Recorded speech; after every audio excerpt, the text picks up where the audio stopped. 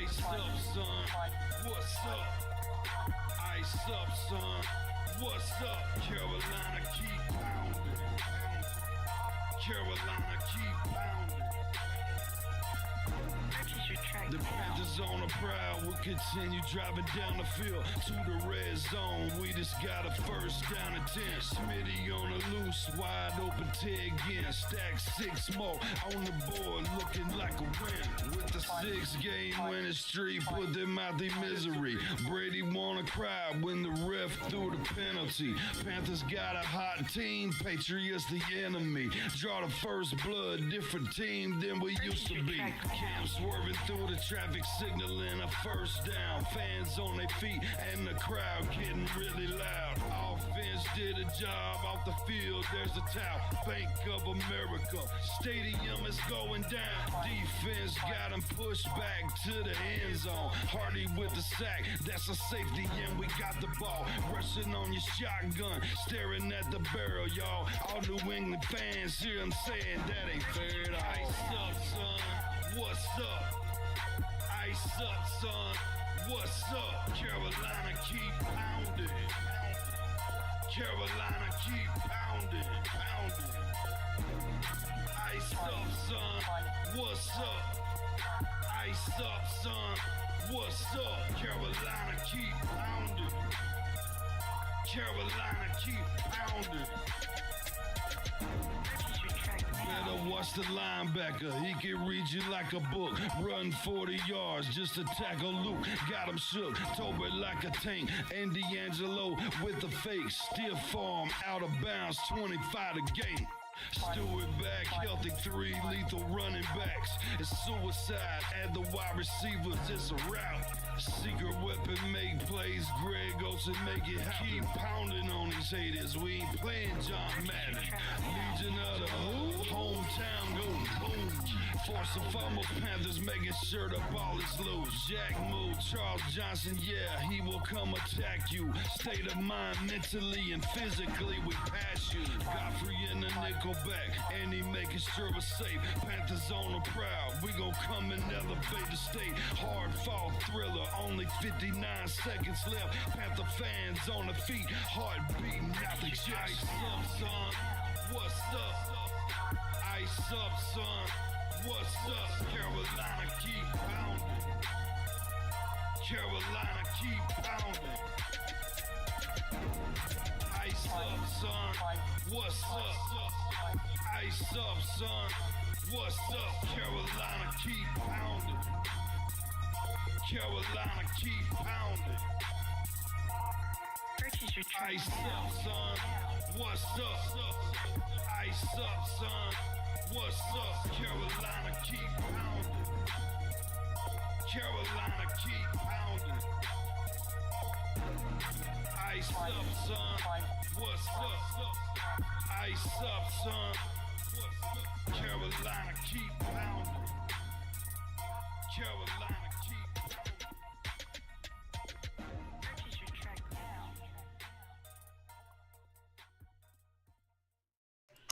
What is up? Keep Pounding Crew. We're back with day 3 of training camp. I don't know why my voice is not working. Let's see. That music was not supposed to cue. It's going to be one of those weird nights. Just sit tight for just a second, alright, guys? Why is my camera not working? Weird.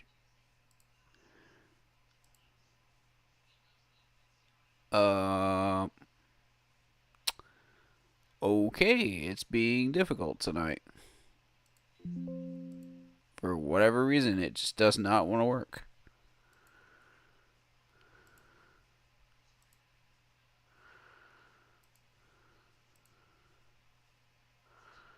There we go. There we are. What's up, guys?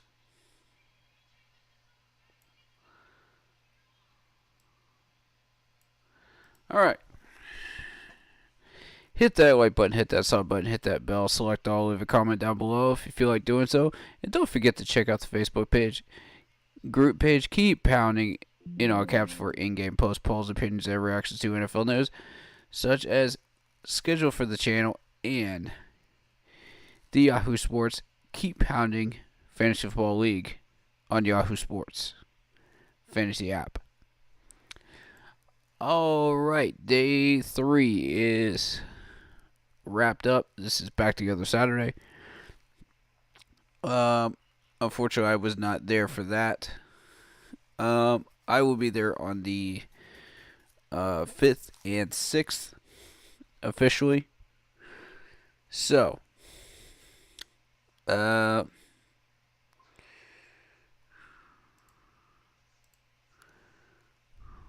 we shall begin with this. Apparently, there was a decreased crowd for this Back Together Saturday of fans in Bank of America Stadium. You know, and I do find it interesting because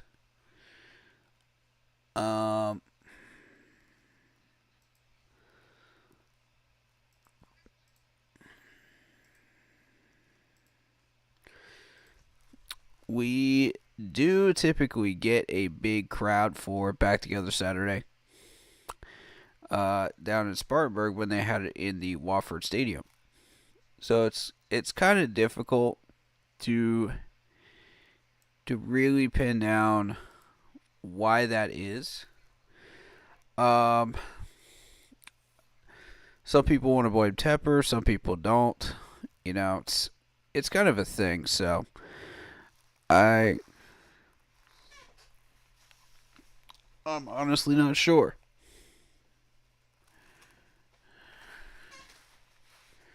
But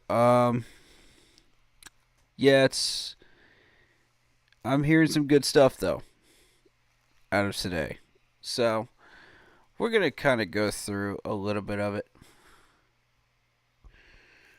Uh,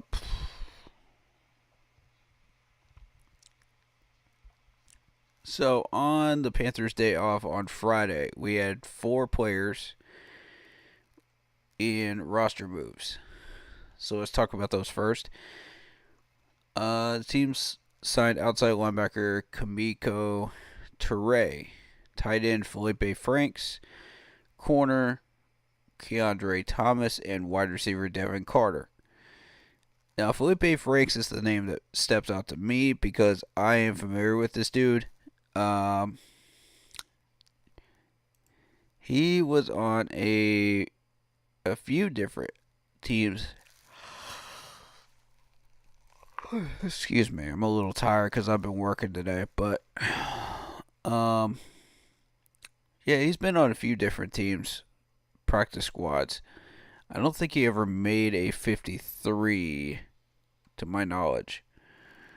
Um, but am I familiar with the name? Yes. I think he's been in our training camps before. That may be why I'm familiar with it.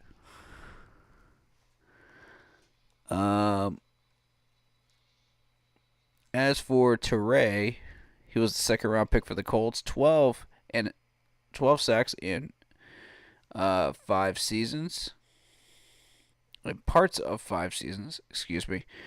The 29-year-old had his career best 5.5 sacks for the Colts in 13 games in 21, and spent parts of the last 2 seasons in off seasons with the 49ers and Falcons. Panthers have worked out players recently as they look for options at a thin spot.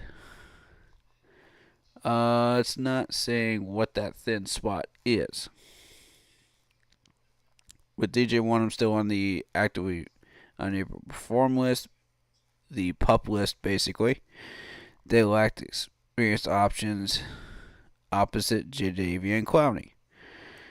And while we're talking about Jadeveon Clowney, he has been giving Taylor Moton the business over there on that side of the offensive line, which I am excited to see that. I want to see that. Please continue putting Clowney on Taylor Moton because it pushes Taylor Moton to either do or die, get better, or stay stagnant and get pushed around like a playground bully. On a swing set. One or the other is going to happen with Taylor Moton. And I would much rather Taylor Moton step up and be the leader of that offensive line that we expect him to be. Like he was in the first year. But, hey,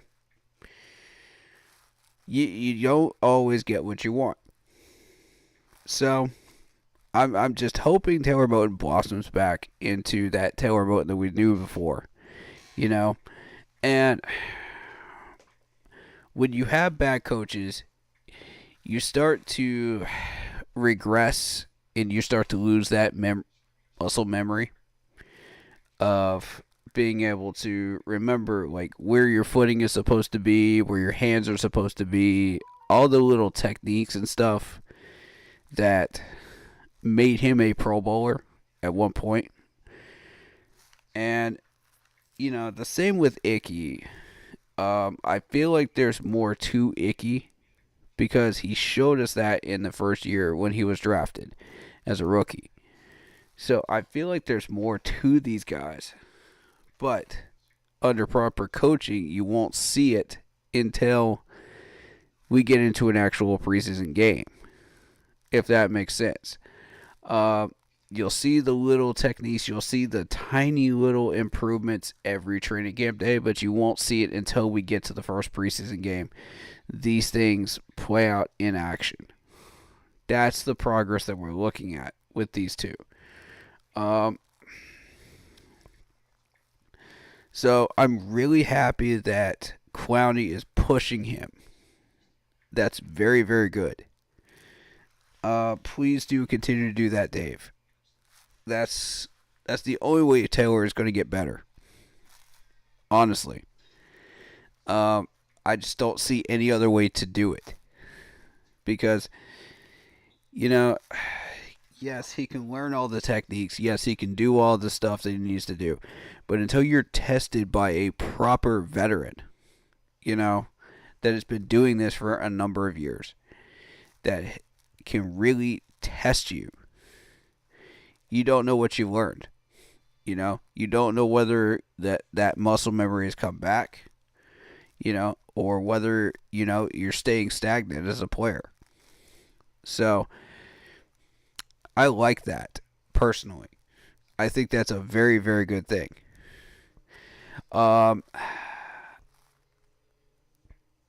There are people that say that DJ Wonnum probably will be out for the whole year. He's been on the PUP list. I don't know. And I'm not going to speculate until he's actually on the list permanently, out for the year. So I don't know who's saying that. I don't know, where that came from, but I saw that on a few posts, in the past couple of days. So I just wanted to address that, But we are looking to address that position. And we addressed it in the form of Toure.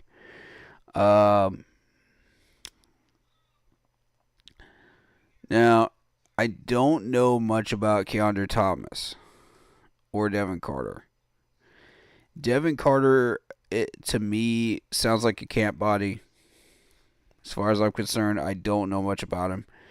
Keandre Thomas, same thing, until proven otherwise. Because Boodle is starting to step up.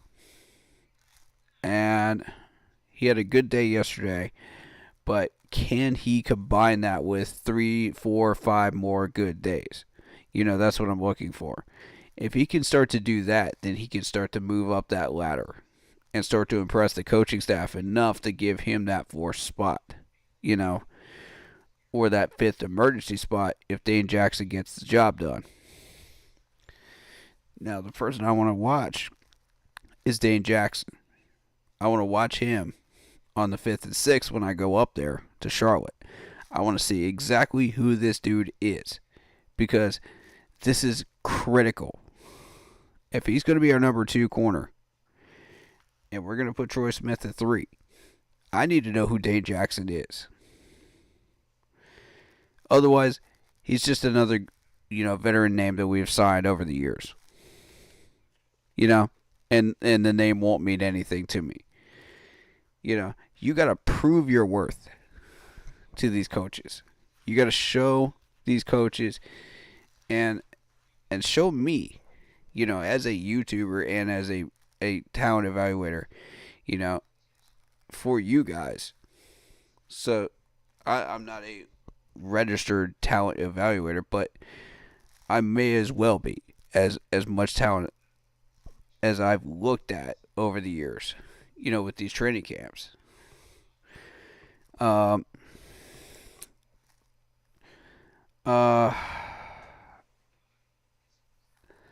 As someone that looks at it from that perspective, I need to know exactly what we're dealing with so that I can tell you what we're dealing with and give you the best perspective on who these guys really are, what they can do, what they can't do, what they can improve on, this, that, and the third. But if the organization wishes to make me a talent evaluator, please do contact me.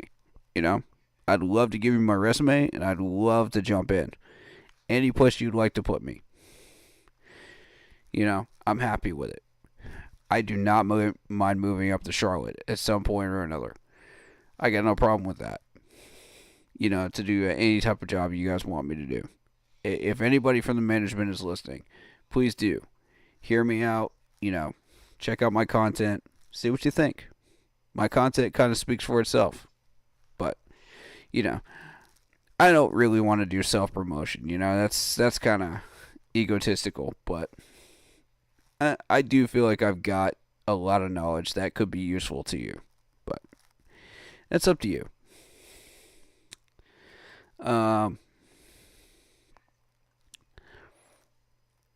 So we've got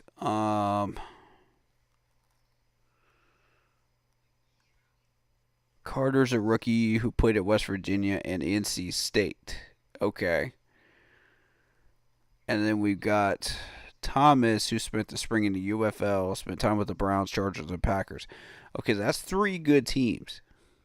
So this dude's coming in with some credentials. Tommy Tremble dealing with a hamstring injury. And I mean, people tried to make a mountain out of a molehill out of his past injuries, to try to play that up, with the hamstring injury. And it just, he was like, no. I saw the press conference. The man said no. That's not what it is at all. You guys are trying way too hard to push this into something it's not. He's fine. Like, let the man play. If the training's, it's not y'all's call to make media. Why are you asking him that question and trying to play it off, in that way? Like, I got a bone to pick with the media on that one. Sorry. You guys know I'm not a friend of the media, for the most part. There are some good media people out there that really know what they're doing, and I give them their credit. CV is one of them. I love that dude. We may disagree on some stuff, but I do love that dude, man. And I'd love to meet him. But I feel like they're just trying to make this into something it's not. His past injuries are what they are, but the training staff has the final say. The coaching staff has the final say. So let them do what they do. That's their job. You know what I mean? Don't try to do the job for them. All right, that's all I really wanted to say about that.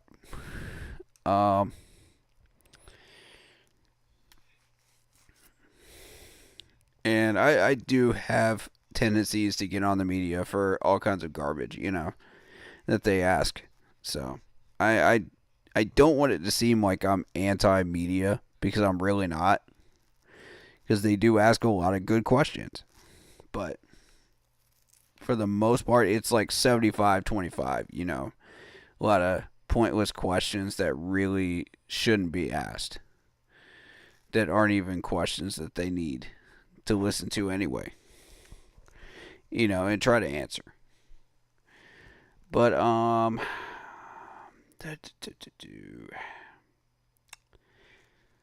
from what I'm hearing of who stood out today,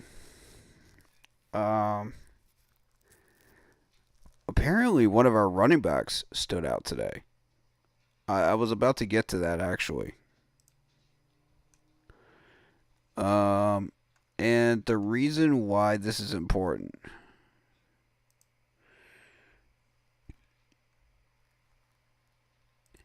is because these guys aren't even in pads yet. You know what I mean?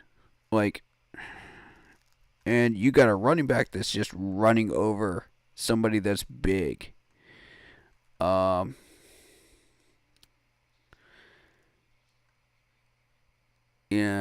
I forget which name it was. Trevin Wallace. Trevin Wallace got ran over. By who was it? I'll know it when I see it.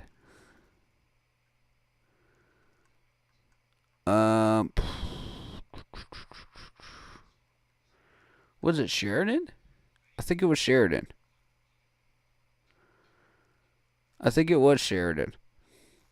But I heard C3 mention that today, and I was like, wow.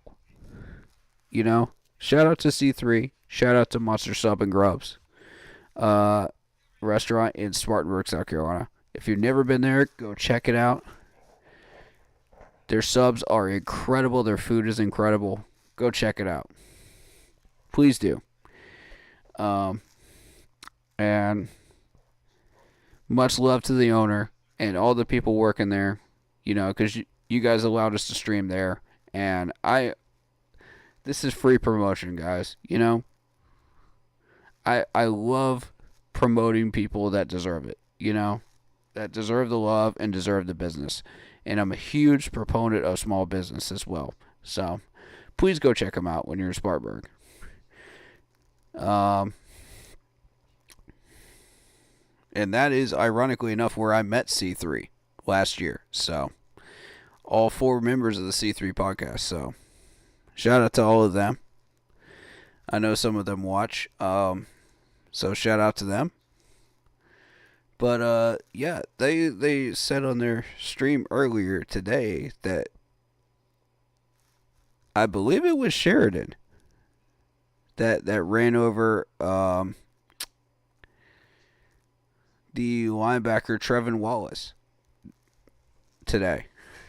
No, it was Rashad Penny. Okay. Was it Rashad Penny? Black Poppy is saying it was Rashad Penny. But either way, you know, to have that type of aggressiveness from a running back this early, just in day 3, is very impressive. I'm very pleased with the progress of the running backs right now, and just how much they are really wanting to push the envelope and just go in and take care of business, you know, this early without even pads on. Like, that shows me hunger. That shows me a desire and a want to move up that depth chart and to get noticed by the coaches. That's the type of hunger and passion we're looking for when we're building this roster. So, shout out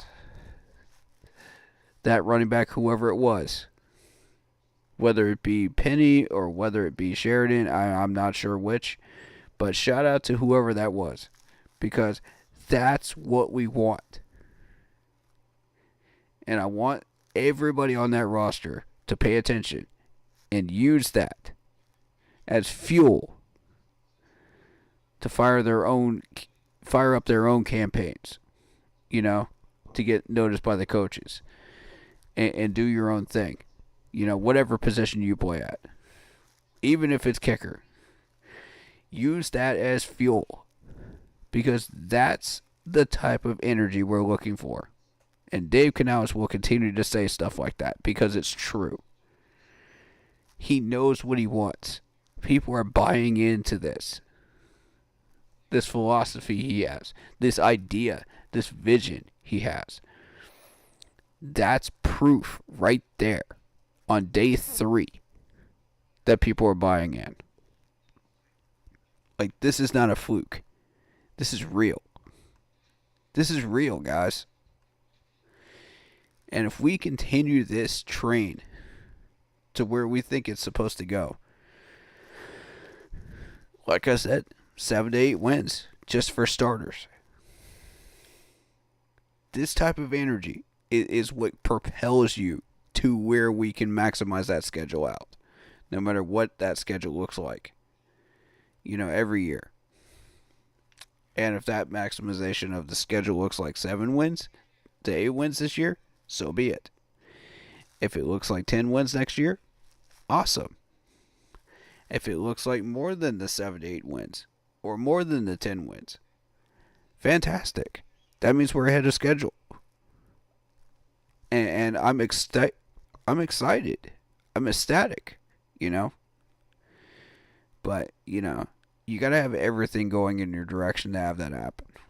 You got to have all kinds of things go your way. So, Lock Poppy, shout out to him. He's my mod. Our roster could have been good this whole time, and we just didn't know it. We just needed a real coach. Exactly. Exactly. We needed a direction. We were just floating at sea. We had no direction. We had no captain. We had guys posing as captains, of the ship. Imagine we're on a pirate ship. Everybody's got a job to do, And ironically enough, I was just watching a movie about a pirate ship, a cursed pirate crew. But, point being, everybody has a job to do, right? And you got a captain who's barking orders. He's telling you what to do. He knows where the ship is sailing. He knows what he's looking for, what he's trying to do. Say he's looking for pirate gold, And I equate that to this team because everybody's got a job to do on this roster. Everybody's got something that they have to accomplish. Whatever position they're in, Say you're manning the oars, in a pirate ship, okay? So, in which case, that might be the wide receivers, for an NFL roster. Okay, you're looking to catch the ball. You're looking to propel us forward. You're looking to move the sticks, right? So, we've had a pirate ship and a crew being replaced year after year after year as we go to each different port, that we end up stopping at. So it's been a replacement crew, and you got replacement captains that have no idea what they're doing. You got people trying to pose as captains that don't want to be captains, i.e. head coach and GM, that have no idea what they're doing. Up until this year. Now you've got two guys that really know what they're doing. And we got a direction. We've got a compass. We've got a goal. And we know where the buried treasure is. Now we just have to go find it. Right? That's how I look at it. And I think that's a really cool analogy, to describe what this team is going through right now. And it just so happens that I was watching a pirate movie, so go figure, right? Weird coincidence. But it works. But yes, you are correct, Lock Property. We've had so much time where we could have built a winning roster with a head coach with a directional compass that could lead us to the promised land over the past 3-4 years. And we just haven't done it because we had the wrong captain. That's exactly what it is.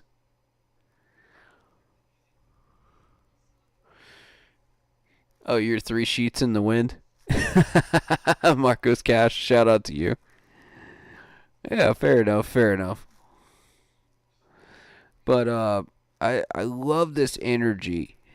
And realistically, yes, Dave Canales wants it to start from the bottom up. He wants it to start from the most random places. It can start from running back. It can start from linebacker. It can start from corner position. Wherever it may start from. But we want that same energy as we were seeing from that particular running back today. That bowled over that defensive lineman, right? Or linebacker. That's the type of energy that drives us to build a 53-man roster full of competitive, grown men that are going to go out there and ball out for you. That's what we want. So, shout out to the running back class because I think they're going to be the catalyst I honestly do believe they're going to be the catalyst. And I say that because of today. So, this is just the beginning. You know, from what I hear, they're going to be working out Hecker one day, and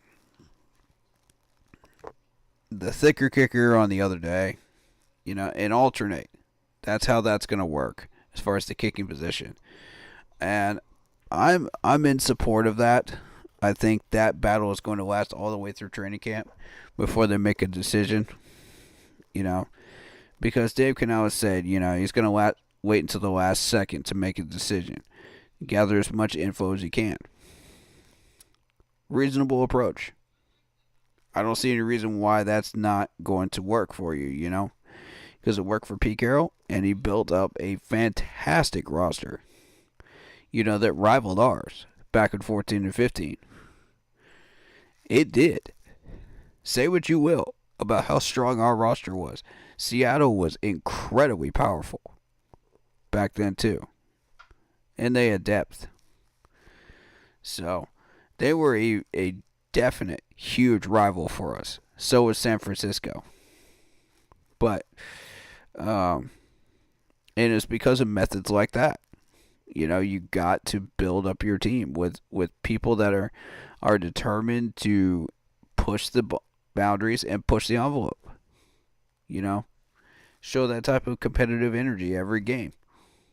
And you will get that same energy on game day. It translates.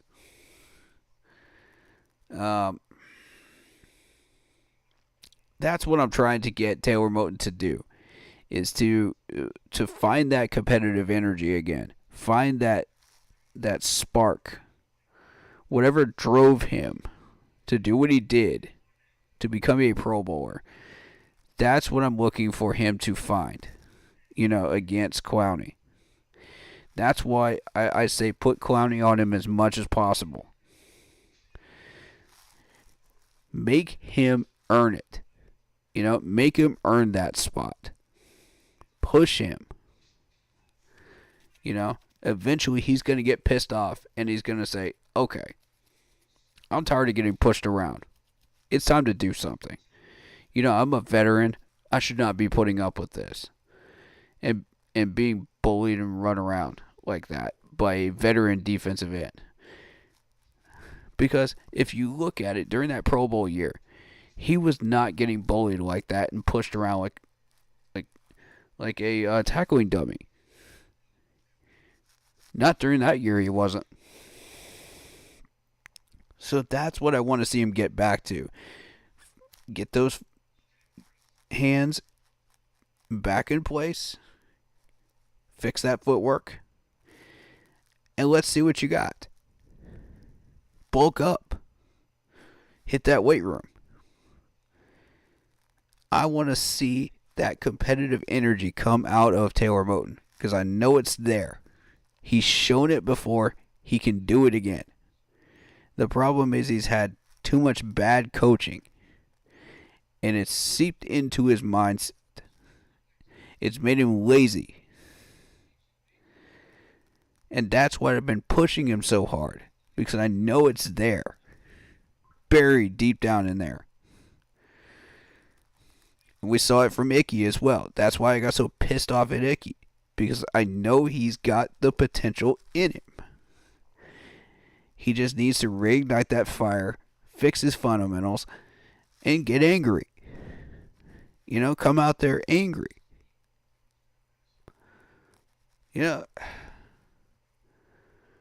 Play like you should be playing, because we know you got it in you, both of you. So, and I don't like the fact that this is now 2 days in a row, actually 3 days in a row, that Icky and Taylor Moton are getting beat up again and again and again on different drills. This is the third day in a row of training camp that I'm hearing this now. This is a bad, bad sign. I've been warning you guys about these two, And I'll continue to warn you guys about these two until they fix themselves. So Taylor and Icky, if you're tired of hearing about yourselves, fix it. And I say that to every player that I throw under the bus during this training camp process. Because I will throw smoke. Especially after the pads are on. And especially after tonight. Because now, you're out of excuses. You know, his first 3 days, I'll give you a pass because first 3 days, I kind of let people kind of get into their rhythms, you know. Yeah, they're a little bit rusty. They shake off the rust, you know, out of the off season. Okay, cool. But once you start getting into the last few days before pads come on, that's when I stop giving free passes. That's when the patterns develop. That's when they show who they are.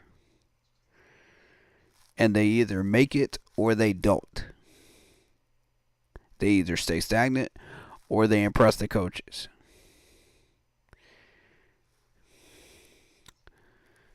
That's what I'm looking for. Who's going to step up? Who's going to become that next Effie Obata that became the starting defensive end for us for a while?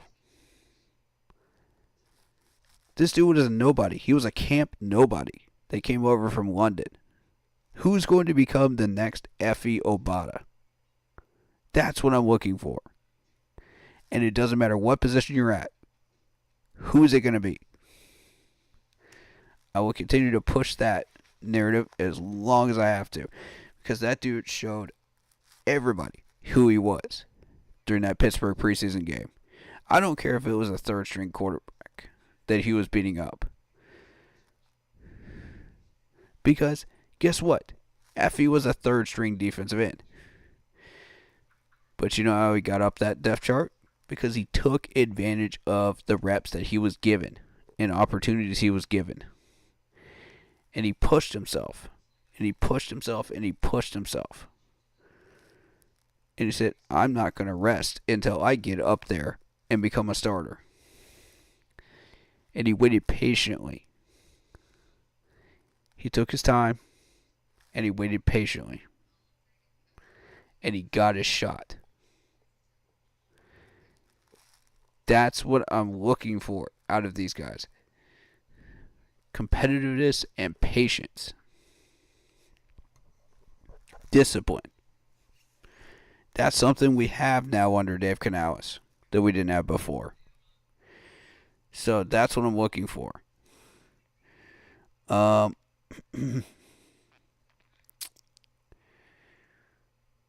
Let's see.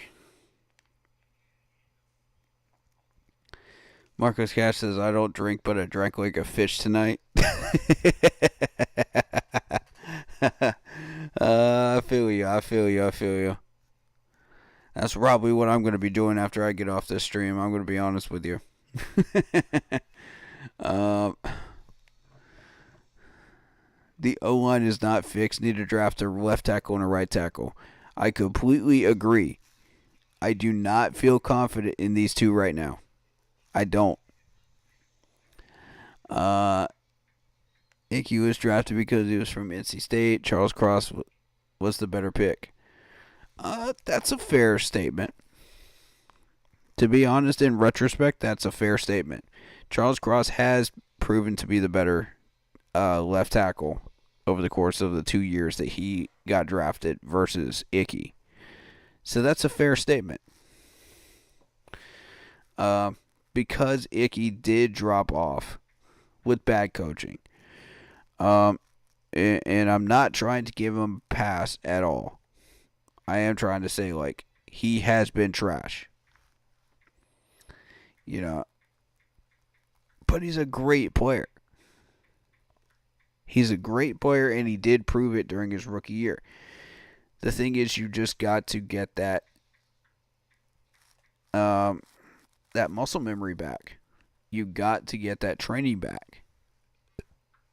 And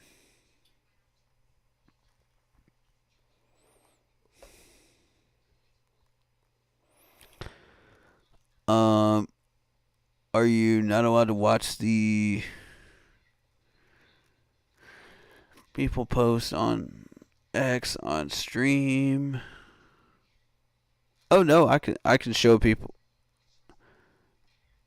Oh, the clips. I'd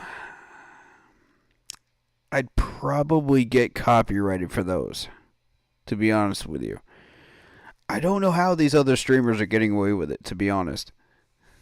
It makes no sense at all. Like, whenever I try to post my videos up, like videos that I have personally recorded myself, like, they get blocked. Or they get cut out of the streams. And I get, copyright infringement for it.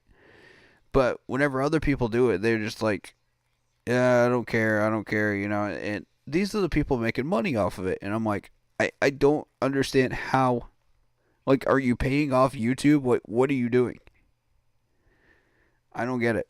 Teach me your secret, please.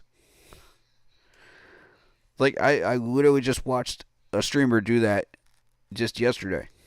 And I'm like, how are you getting away with this?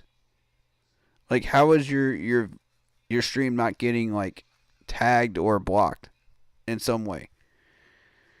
Like, I don't understand. Like, some type of restriction. Maybe they're getting it and they're just not telling us about it. I don't know. Because, I mean, I don't know how all this copyright stuff works. We're not making money off these streams. So there's no impact, if we do get, like, music copyright or whatever. And I just saw that yesterday where we got, like, music copyright for the stream yesterday, the gaming stream. So, if you missed that, that was the game Once Human. So you can check that out if you want to. It's PG stream, though. Me and my buddy did cuss a lot on that stream. So if you're not used to that, I do suggest caution. But if you're not, if you don't care, then have fun. It was a fun game. It's basically Walking Dead supplies, gathering, and killing zombies type thing. It was fun, but it's frustrating at the same time. You can imagine why. But yeah, I don't understand why people get hit by these copyrights on those. Like, I don't get it. Like, somehow, like, they get off free and clear and I don't. Like, if you don't want to tell me, like, in chat or in the comment section and want to tell me privately how you're getting away with that, let me know. Because I would love to know your secret. And if you don't want me to post it, I won't. But I just think it's ridiculous how these people keep getting away with that. Because it takes a massive tool out of my tool belt. Like, I would love to be able to break down some of these films and show you guys, like, because I know some of you are visual learners. And I'd love to show you, like, all the little things that I'm noticing, like footwork, the hand movements, all the little things that really need to be addressed and shown on stream. Especially during training camp, because it's essential that we look at these things, and determine who these people are, so that we know in depth what our 53-man roster is when it's completed. Do we all agree with the 53-man roster? Do we all agree with the players that have been put on it? Why or why not? And a lot of these clips that we could break down, would help tremendously with that. Yeah, I'll talk to Clay about that. I'll definitely do that. I have talked to him on Discord about that, so maybe he might have an answer for that. We'll see. Yeah, thank you for that suggestion, Marcos Cash. I'll do that. Yeah, I would love to be able to break this stuff down for you guys and like make my own videos and break my own videos down. That's why I'm suggesting, I'm going to double down to the Panthers organization. Can you guys like show us a little bit of love to the YouTubers so that we can do what we do? That would be extremely helpful. I'm not trying to make money off of this. I'm just trying to help educate these fans. That's all I'm trying to do, and show them who these guys are. If I have to throw some tough love at the players, then that's what I got to do. But it's part of the process, right? I praise the players too that do well. So, but it's the little things, that I'm looking for. And those little things are everything in the identities of these players. Like, I've watched these clips, but unfortunately I can't break them down on stream. I can tell you about them right now, but I don't want to get in any type of trouble with YouTube, with the algorithm being what it is. So unfortunately, it is what it is right now. So yeah, I'll talk to Clay and we'll see what we can get figured out.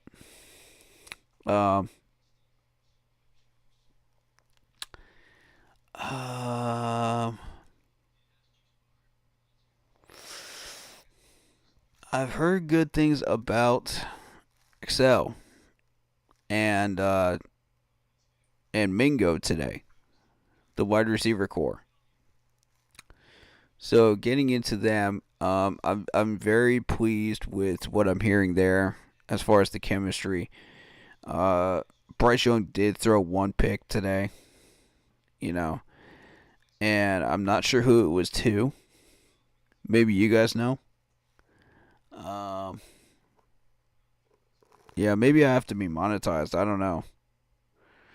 I feel like that would present like 10 times the problems though. Yeah, so I don't know. I really don't want to mess with that though.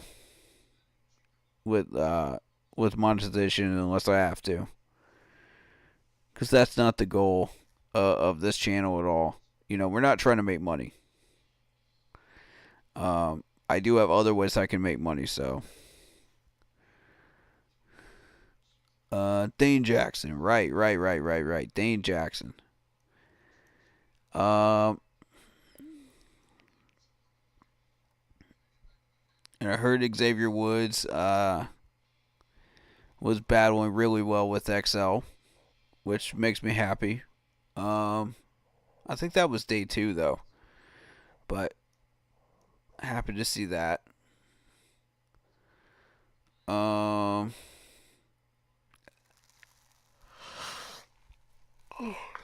Excuse my yawns. I just got off work about 2 hours ago, so I'm a little tired. 2 to 3 hours ago.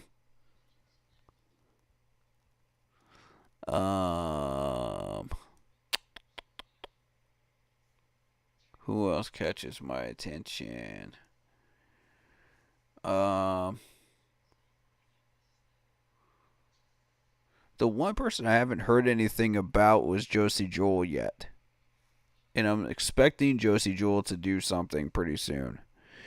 He hasn't been put on any lists or anything, so I would love to see Josie Jewell step up here, make a play, in the next few days here.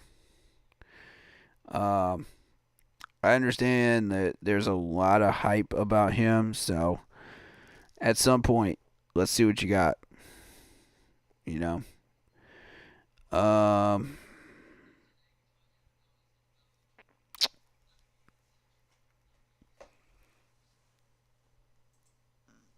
Josie will prove trust in him.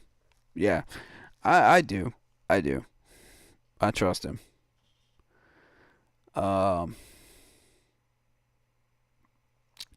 Andy Dalton. Let's get into Andy Dalton. Because, have a great night, Barcos.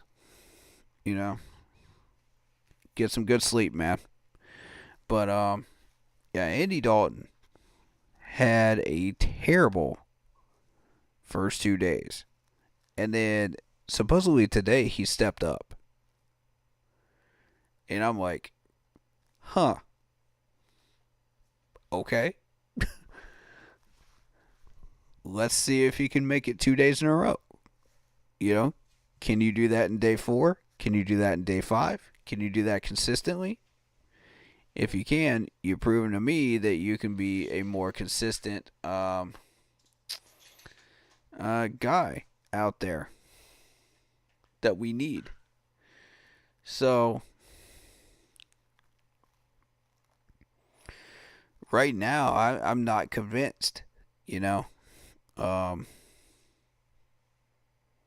You got to show me 2, 3, 4, 5 days in a row. I need some consistency. But that's a good start. Let's see. And the other thing that I wanted to stress kind of here was there was a lot of talk about the tight ends, you know, hyping them up and everything else. You know, we got the brand new shiny tight end in the guy from Texas. And you know, all we've heard about so far was just Tommy Tremble's injuries.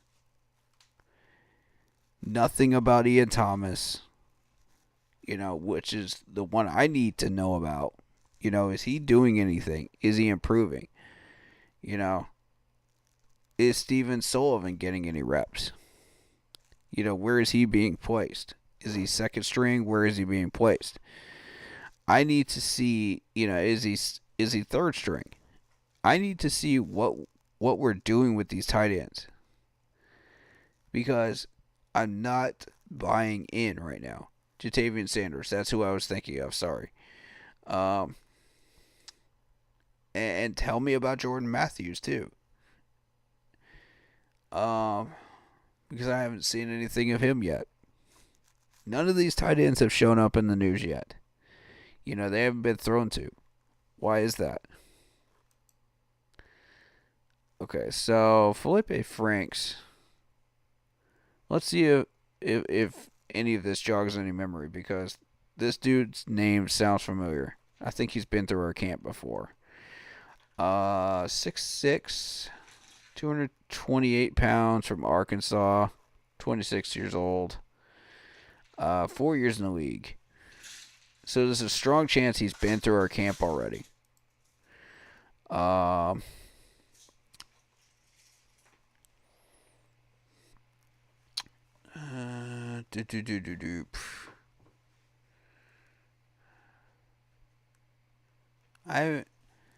haven't heard anything about Chandler Zavala, which is a good thing.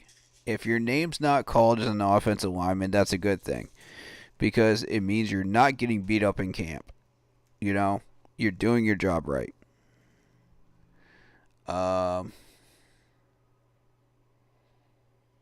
Let's see.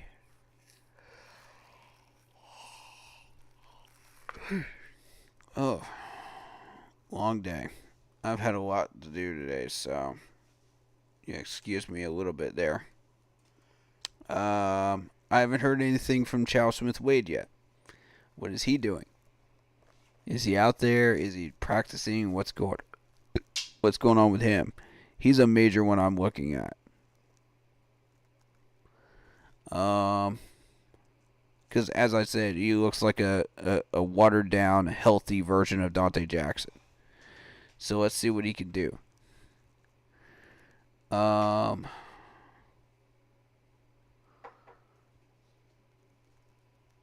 think Iku's on the rise. I want to see what he can do. But all the hype is around XL, of course. You know,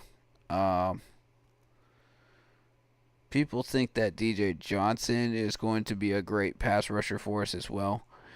There's a few people saying that the answer's already in here, you know, and it's DJ.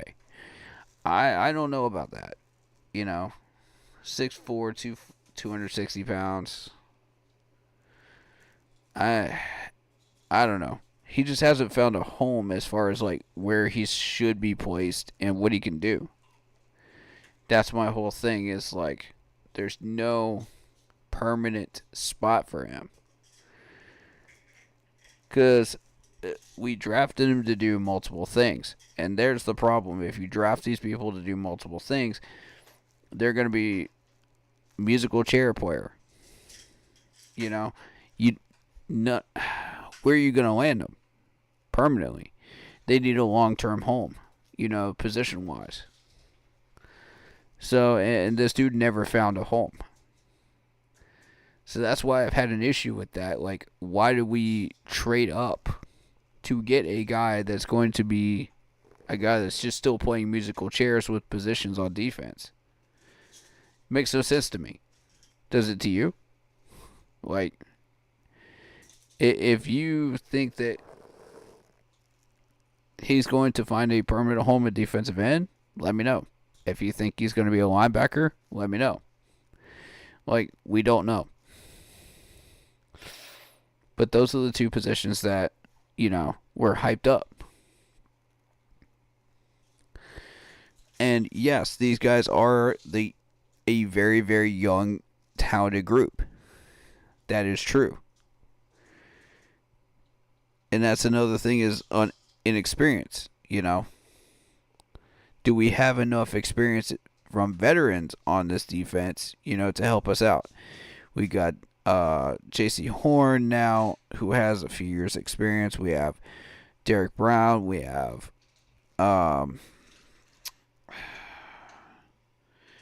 Shaq, who was there during the 2015 year. That was incredibly successful. Or was it 2016? I believe 2015. I believe he was part of that group.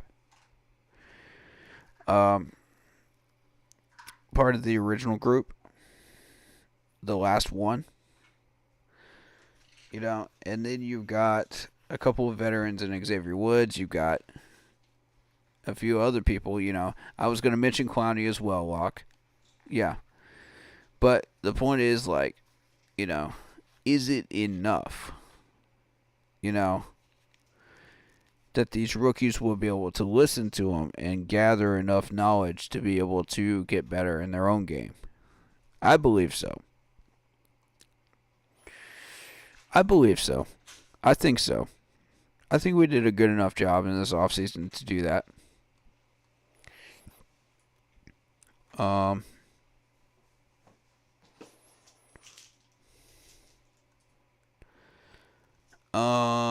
Let's see. What's going on with the ISM? Is he getting any reps? What's going on with there? I heard TMJ did well today. Which, when you hear the name TMJ, you start to cringe a little. Fair enough, right? Fair enough. But I really do. Same with Mingo. But I think they've got a lot of potential in them. I think that there's something there. But it's going to take a lot of coaching. It really is. They're going to have to find that competitive fire within them.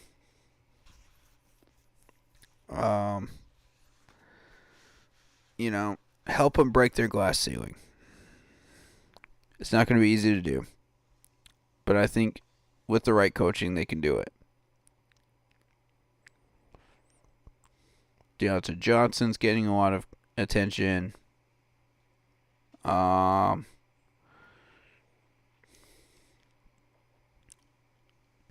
as you progress later in the week, you expect some of the veterans that have been doing things to step up and make some noise.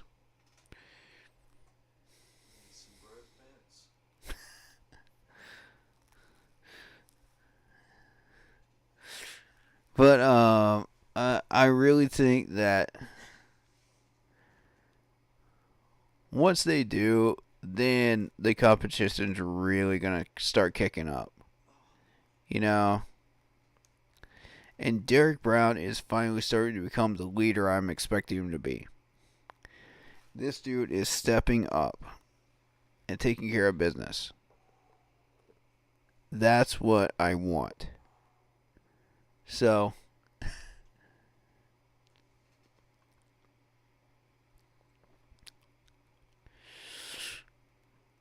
let's see.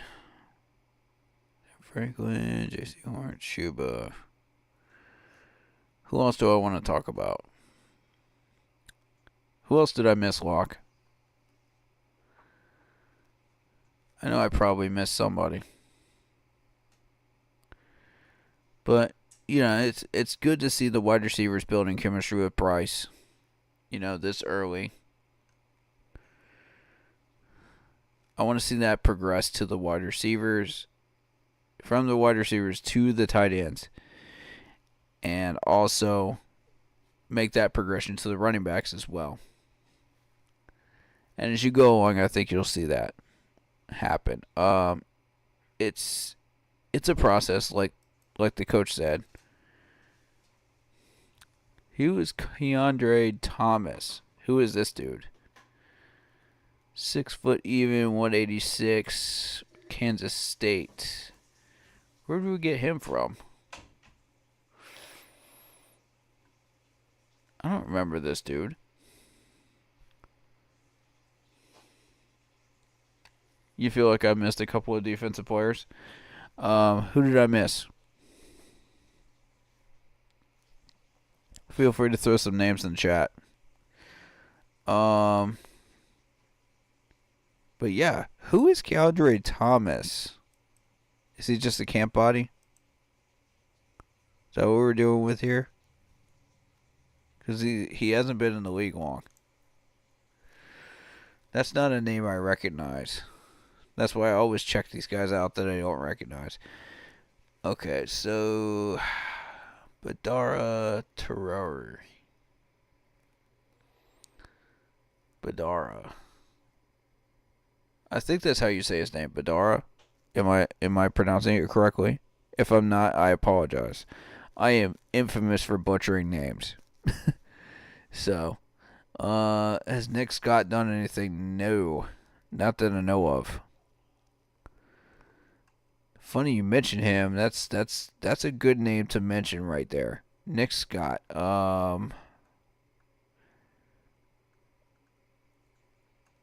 Remind me again. He's the offensive lineman, right? Nick Scott.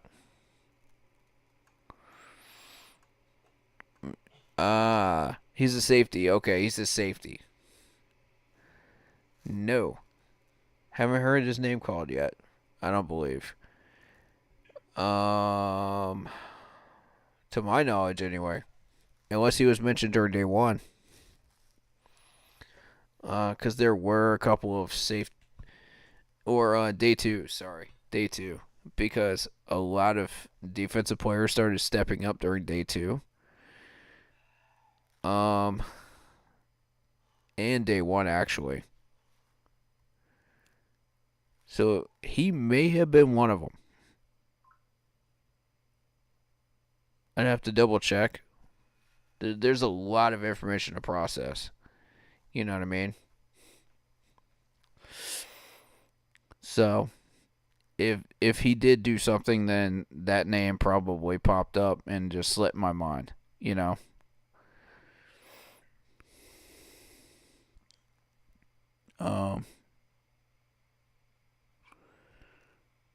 Let's see. Chandler Wooten has not done anything camp body at this point.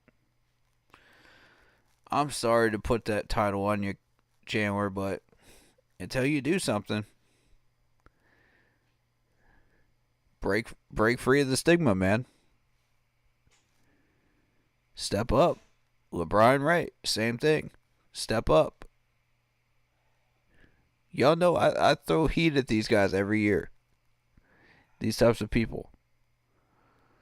Because I want to see them move up. I don't want to see them stay stagnant. I don't want to see them stay as camp bodies. I want to see them move up. So when I call your name, as a player, because I know some of these players watch these streams, step your game up. Like, you know who you are. If you need to step your game up, if I'm not mentioning your name, as one of the main people that's done something, if these article writers aren't putting your name in these articles, step up. Do something. Make yourself known. Get these coaches' attention in a positive way. That's how you start moving up the roster. That's how you give yourself a shot at the 53. If you don't step up, you're not going to make the 53.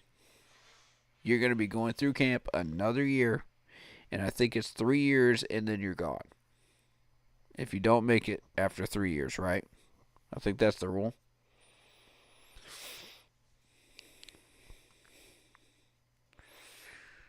So, yeah. I would say Zavala's spot is pretty safe right now. But he's got to show up in camp, obviously, to secure it. There's a handful of players that have to show up in camp to secure their spots. That I feel are safe. That will ball out.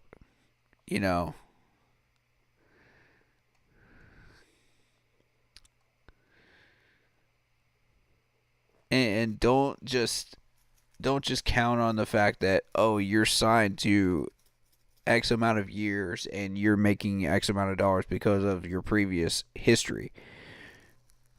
Screw the year before. This is a brand new year. Every year is a brand new year. You are starting from scratch. That's how you have to think mentally going into training camp. Otherwise, you will lose your spot. It is that simple. It really is that simple. Especially in a competitive coaching staff and a coaching philosophy that we have. That's what breeds success. So,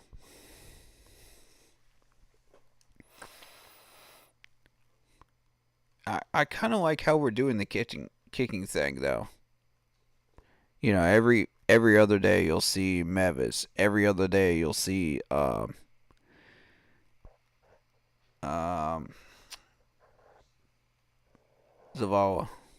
or who was it?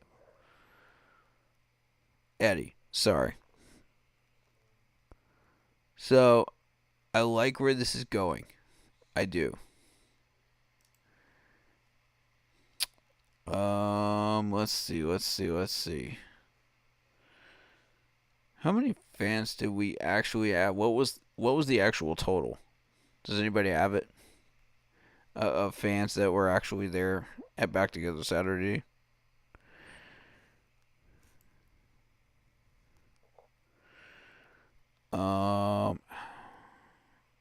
New look defense taking shape in training camp. And I think mostly they put a lot of this on the success of day 2. But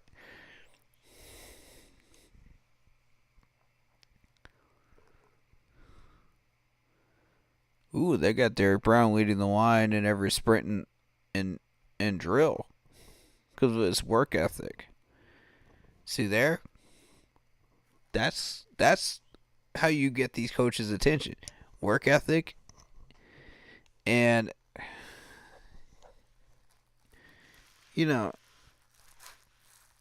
follow his example. There's a reason why he's a leader. There's a reason why this man's about to be a captain this year. They're not just going to hand out the captain status like candy. You got to earn it this year and this year forward. You're going to earn it. Like, during the Matt Rule era, during the Frank era, it meant nothing. Essentially. You got your typical big names that get the captain status. Oh, big whoop. What did they do last year, though? That's my point. That's the difference. So, when these guys get these captain statuses at the end of this training camp, you'll know they earned it. It wasn't handed to them like a participation trophy. They earned it. So, and I believe Derek Brown is in line for the first one. I believe so. From what I've seen so far, the man's work ethic, the man's effort and strength and just determination and just grit and willingness to be a leader. I really do believe Derek Brown will get the first one. And I hope I'm right about that. Because he's shown it every single day of camp. Clowney might get one too. If he keeps it up. But my whole thing is, like, I've had this stigma about the captain status when it comes to players. Because I don't like just handing captain status to somebody that's just joined the team. You know what I mean? You have to have been here for a year or more in order to get it. So that's why I wouldn't immediately hand it to Clowney. But I definitely would give it to Derek Brown for sure. He's been here long enough. So is Shaq. Shaq has been stepping up. Originally, I wouldn't have given it to Shaq, but now I'm starting to really come around on that. And if J.C. Horn can stay on the field long enough, then he may earn a captain status too. I know a lot of people have certain feelings about that, about him in particular, with his injuries and everything else. But if the man can stay healthy, I feel like he's in line. I mean, I said what I said. I'm not apologizing for it. And, people feel how they feel about that. It is what it is. We're real on this channel. I'm going to tell you how it is. People don't like it, come into the chat and let's have a debate. Let's have a healthy debate. I'm here for it. If you're not feeling Horn, let's talk about it. If you're not feeling a certain player, let's talk about it. That's what I'm here for. I'm willing to take the time to do that. As long as it leads to productivity and progress, So, but he thinks that we could be one of the top defenses in the league. That's how he goes into every year. He has this thing where it doesn't matter who's out there. We play for the same standard. That's what we're trying to do. And that's a Jaro standard, and I like it. I do like that. It's a new challenge, new team, new vibe. Yeah, absolutely. I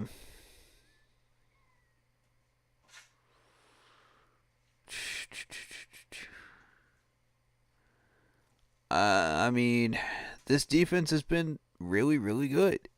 I think that if we could really get these guys to stay healthy and start playing well and continue to play well, this could be a really, really stellar defense. All we got to do is figure out that offense and have one more good off season. And I feel like we're there. You know what I mean? I really do feel like that's the case. And then it's just about depth and keeping people healthy and rotating, you know? And I think the teams that we should be asking about rotation is KC, New England, and Green Bay.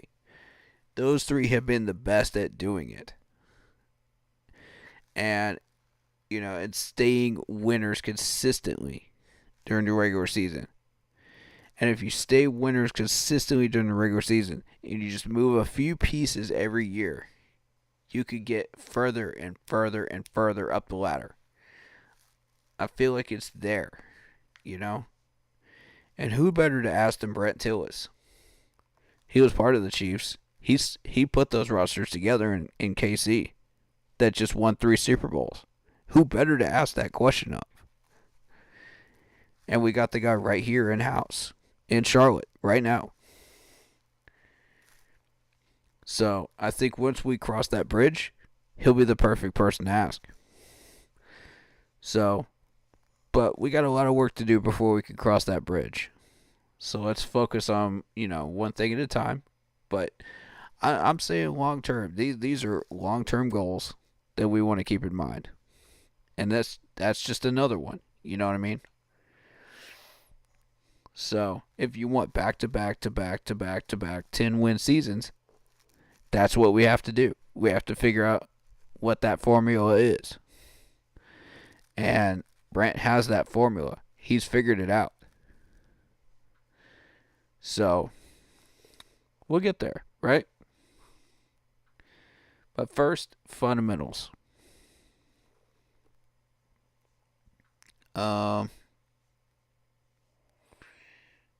It's a commitment and willingness to find who we are this year, and look forward in the press into the things we do well with the new group.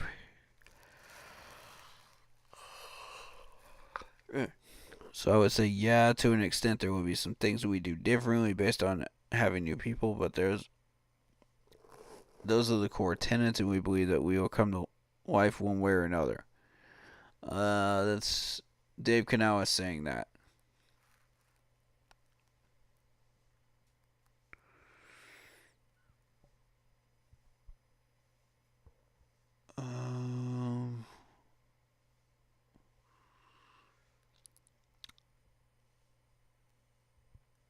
Do we have to play differently? I don't like how that question was worded by the media person there. But interestingly enough, yeah, we are going to have to play differently. And that's what he was alluding to.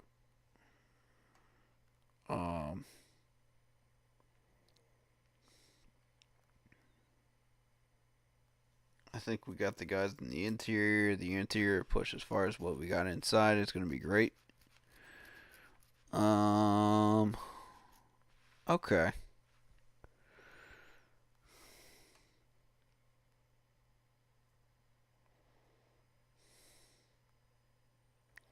Canales said, to me, historically, the best teams I have been on have the ability to control that part of the game.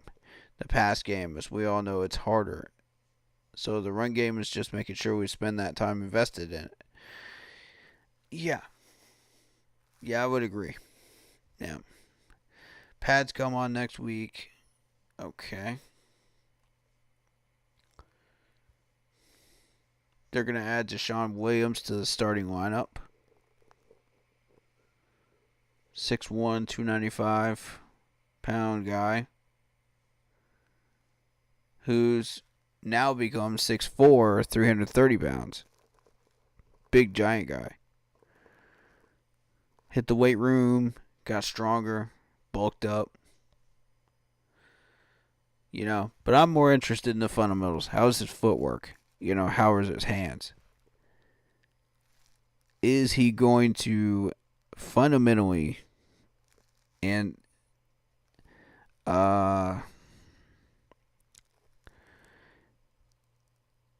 energetically use that ability to push offensive linemen around? That's what I'm looking for. Let's see. without Luvu calling the signals, it may be him doing it. So let's see what happens there. I'm encouraged. I do know Deshaun Williams is a very fast player, very aggressive defensive end. So I'd like to see how that translates. I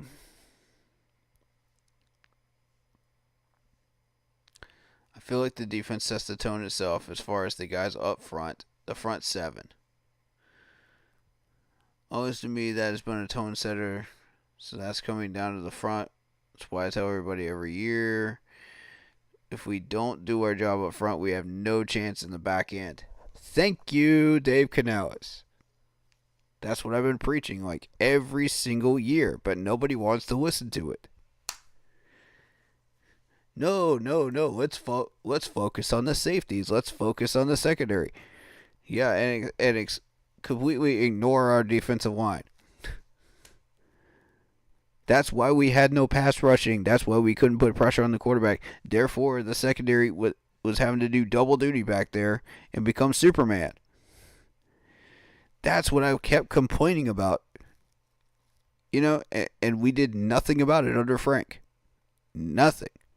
Absolutely nothing. But don't just take it from me. Take it from our brand new head coach that everybody seems to be hyping up. Because the dude makes sense. Everything the dude is saying, it makes sense. Football-wise and logically. Makes sense. But, you know, don't just take my word for it. Listen to him. If you don't want to listen to me. So, I mean, that came straight out of the horse's mouth. Come on.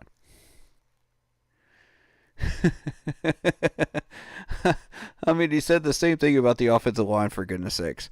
And I've been preaching that too. Nobody wants to listen to that either. What more do I have to do? Like, do handstands to get people to hear that? I don't know. But it starts up front. I'm going to continue saying it until it's any less true. Until I'm blue in the face. It starts up front. Both sides of the ball. You cannot create a winning franchise without it. Period. Look at the Chiefs. Look at Green Bay. Look at New England. How did they win all their Super Bowls? Or their NFC championships? Or their AFC championships? How do you think they got all those trophies? They didn't do it just by pure luck. Skills. Knowledge. Building their roster correctly. Starting from the lines.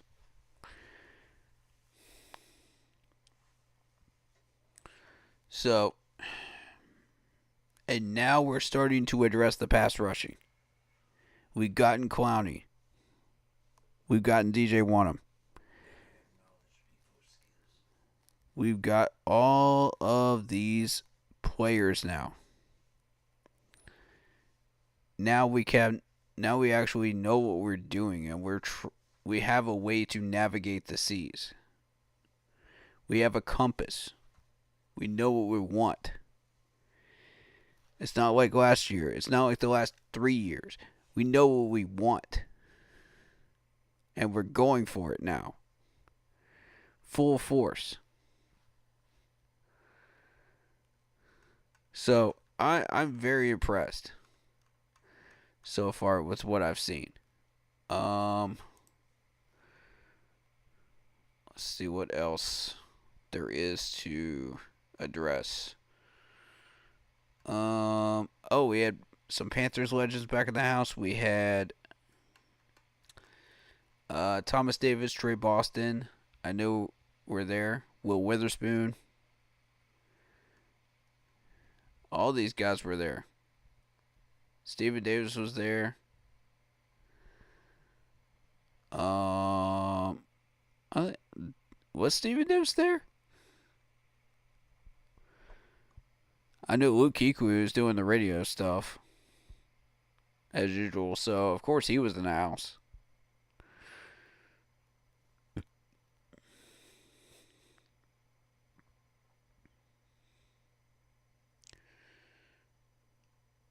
So we apparently had Steven Davis, Jonathan Stewart in the house. Okay, okay, okay. I like this. I like this. Man, when you got this many legends in the house watching your training camp practice and offering their suggestions, this is so awesome. And a former player is our GM right now. So, of course, he's watching.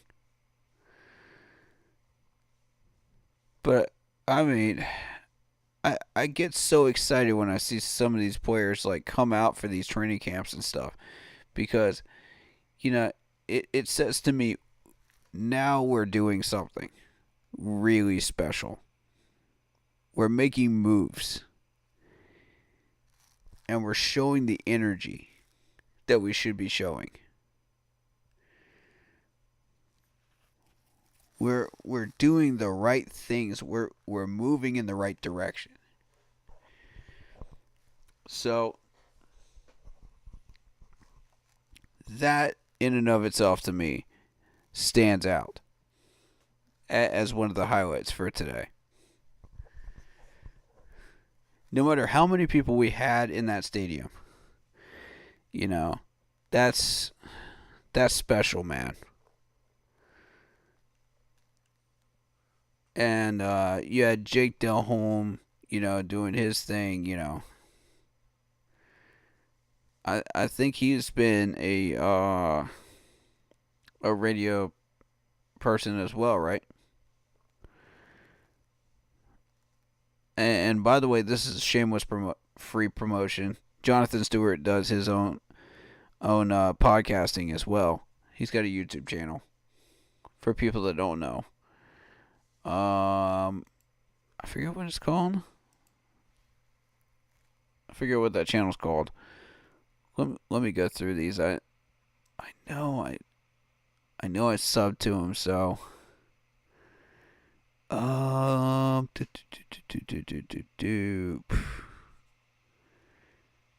but yeah, he has his own.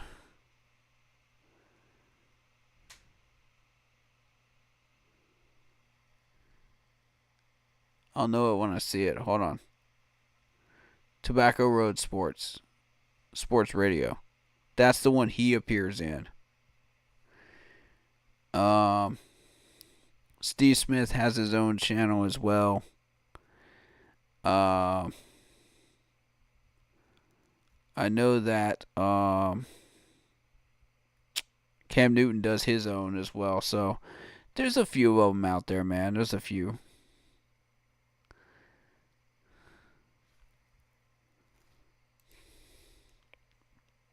But I think that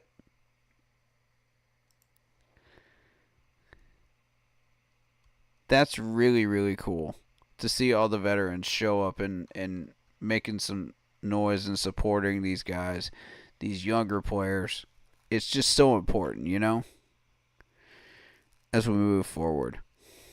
Making themselves available and being that guiding light for these guys. Also, I wanted to bring up one other thing too. There was the running back list. Hold on. Yes, this right here. This was the most rushing yards in a season by a Panthers running back. Of course, D'Angelo Williams sitting up there with 1,500. You're not going to touch that. Steven Davis up there with 1,400. Not going to touch that. CMC was the closest, and he almost broke it. Think about that, folks. Just think about that. Just for a minute. Jonathan Stewart coming in with a hot 1,133. Anthony Johnson with a 1,120. DeAndre Williams again on this list, 1,117. CMC appearing a second time with 1,098, even with his injuries. Jonathan Stewart, 989. Donta Foreman, 914. Chuba Hubbard, 902. So Chuba Hubbard cracking this list is big. So shout out Chuba Hubbard for breaking that list, man. That's awesome. I did not expect to see his name on there, and that's exactly why I pointed him out. Because I wanted people to see that. And for him to get his proper due for that. That's really cool.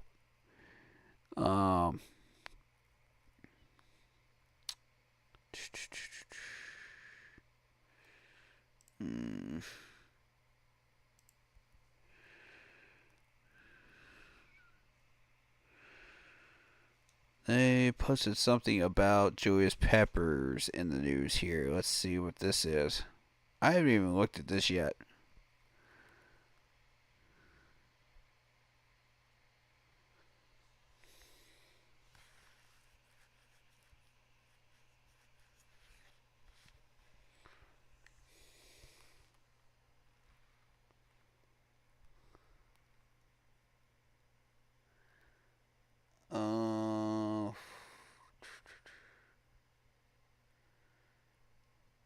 Oh, they were talking about how he wrote his speech for the Hall of Fame. Okay.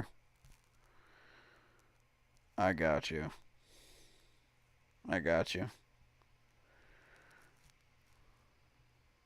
But yeah, shout out Julius Peppers, man. The legend himself making the Hall of Fame this year. So freaking cool, dude. Of course, they put Sam Mills in there first, respectively, as he should be.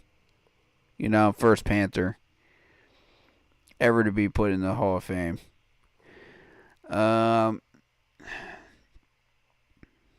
course, the Fan Fest is coming up for Clemson. Don't forget to get your tickets for that.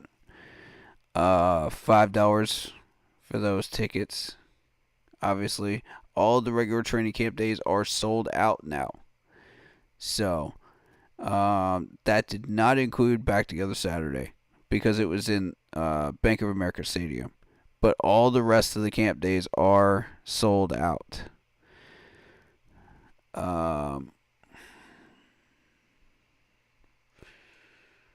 But I will be doing press conferences soon. I have not touched on them yet. I'm probably not going to do them tonight because I'm bushwhack tired after working. So, yeah, I probably won't do them today. Do we have a practice tomorrow, correct? Anybody confirm that in chat? We have day 4 of practice tomorrow. Well, officially today, because it's after midnight now.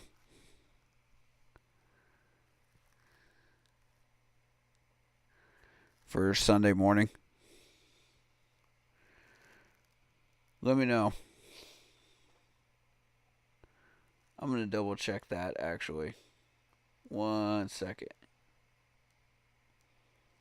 I can confirm it myself, actually.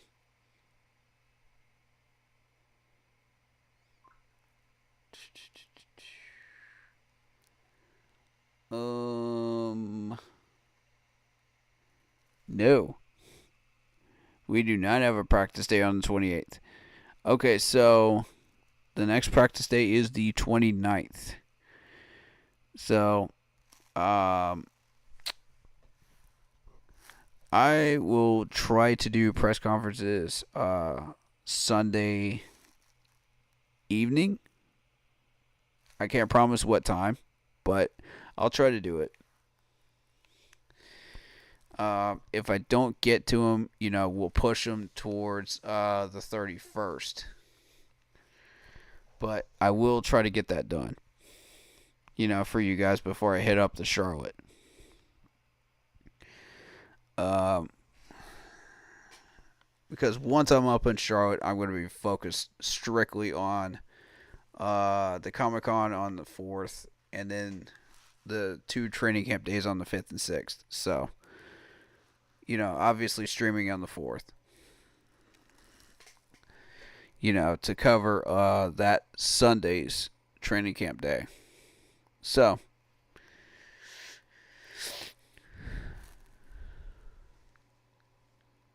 but I'll be in Charlotte all 3 days.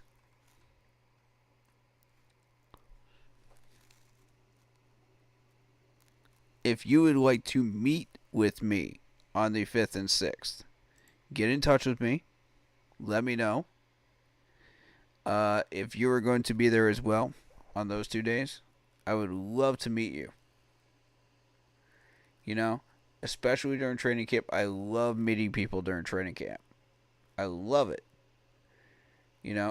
Most of the people that I have met have been at training camp, actually. So, please do come up and talk to me.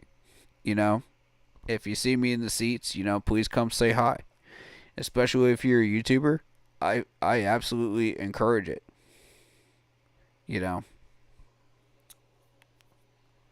Because I would love to bounce ideas off of everybody, And if you aren't sub to the channel at that point, please do sub. I can give you the credentials. I can tell you stories. I can tell you about Spartanburg training camp, and what those experiences were like, So, if you're in training camp on the 5th and 6th, please do say hi.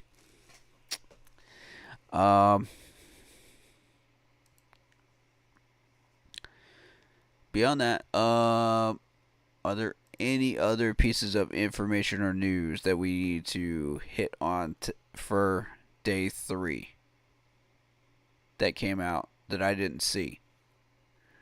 Let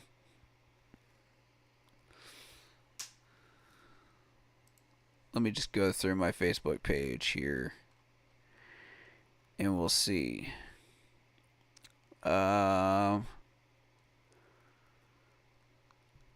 And by the way, the I'm back, spelled out thing, that's just purely coincidence. Come on. Does anybody really believe that? Come on. That's so stupid. Anyway, I really do think that's just coincidence. Houston Roughnecks corner. Oh, so that dude came from the Houston Roughnecks, huh? Alright. Well, I will keep my ears peeled and see if I see his name. Okay, let's test out this copyright. Let's test it out. Okay, so I want to make sure.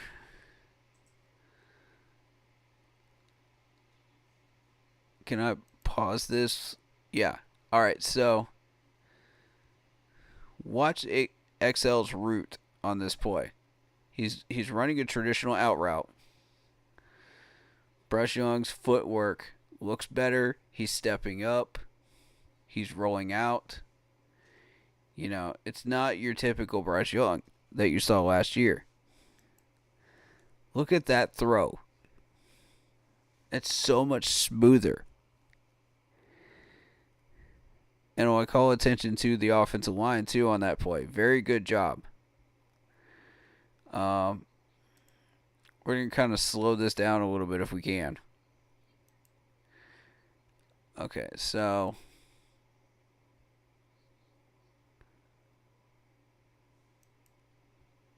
alright, so how is everybody doing here? Looks like the footwork looks okay thus far. Let's continue. It looks like Clowney's giving Taylor a little bit of trouble over here, as was reported. But he held his own on that play. Good job. So, it looks like we had several different types of wide receivers in on that play as well. So, I'm just really hoping that continues to be the type of plays that we see, throughout camp. Competitive plays, good protection, give Bryce the time he needs, and he'll deliver it. So yeah, he was kind of staring down his first read a little bit, but at the same time, he knows how to adjust, and he's proven that. And he threw a few to Mingo as well. Shout out to Austin for that comment. But yes, 46 days until the first game. You guys ready? You guys hyped up? Thomas Davis is signing autographs. Wow. That's amazing. You guys remember when you just did not hear from Thomas Davis at all the last 3 years? And now, like, all of a sudden he's signing autographs and out there and speaking up. Maybe there's a reason for it. I'm just saying. Maybe there's a reason TD has come back out of the woodwork. It means he believes in what we're doing. And when that man speaks up, people listen. He doesn't say much very often. But when he speaks up, there's a reason. And I gotta tell you, I'm excited every time this man speaks. Because he speaks the truth, man. He does. Every once in a while, I will disagree with him. Like in the case of the Ayuk trade. But when the man speaks, you have to listen. The man's a legend. It's TD, man.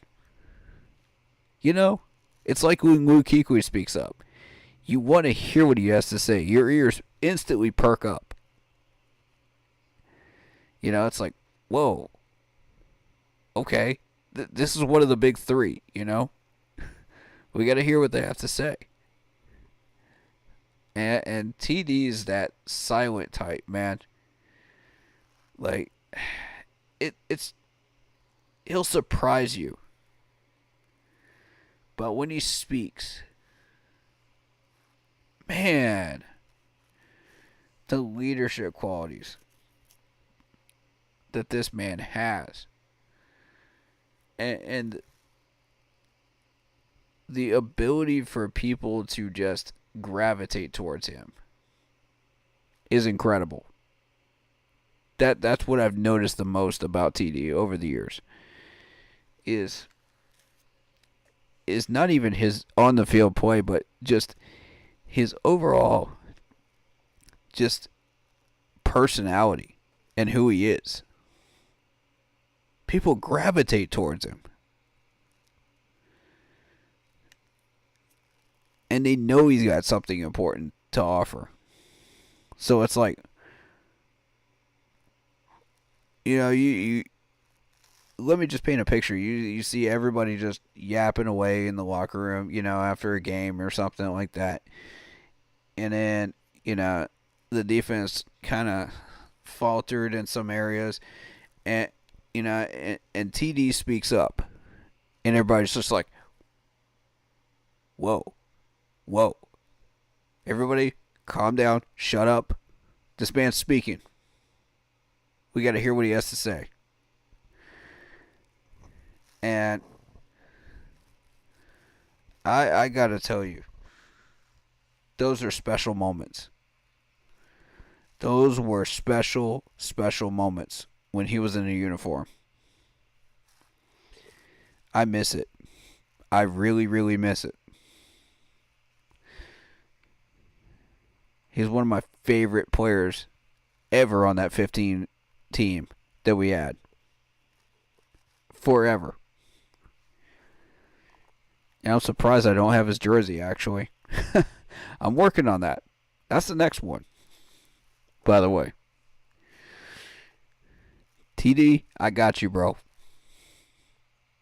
I'm getting your jersey, man. You meant that much to our defense.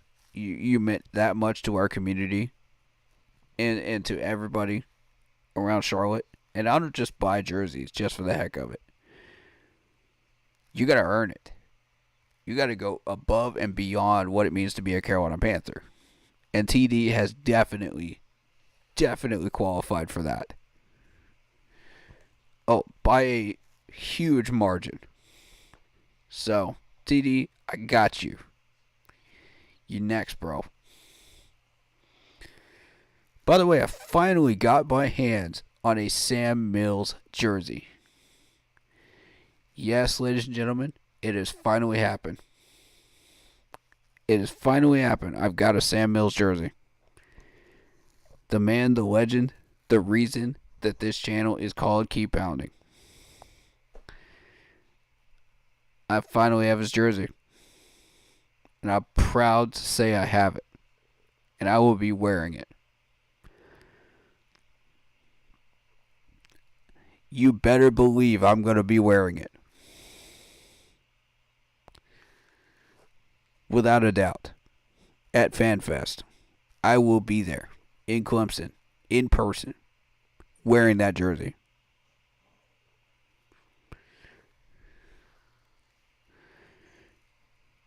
So, with that in mind, I do want to also promote the website that I got this stuff from. It's way on down here.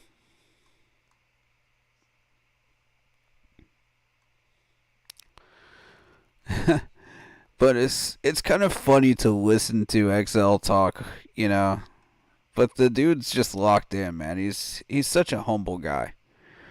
And, you know, if you can lock in and pick out certain words that he's saying, it's like, oh, okay. You know.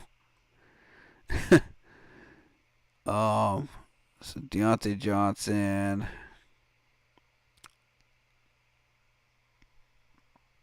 But TD honestly believes that we have a solid wide receiver room already. But with the addition of Ayuk, it would be one of the best in the league. And I don't doubt that. But the problem is trying to get anybody that we're trading for. You know, I already explained that yesterday, so I'm not going to get into that today. But yeah, also, worst contracts in the NFL in 2024.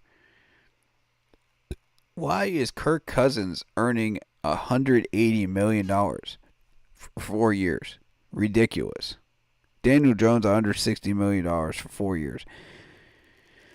Deshaun Watson, of course, coming in with the $230 million.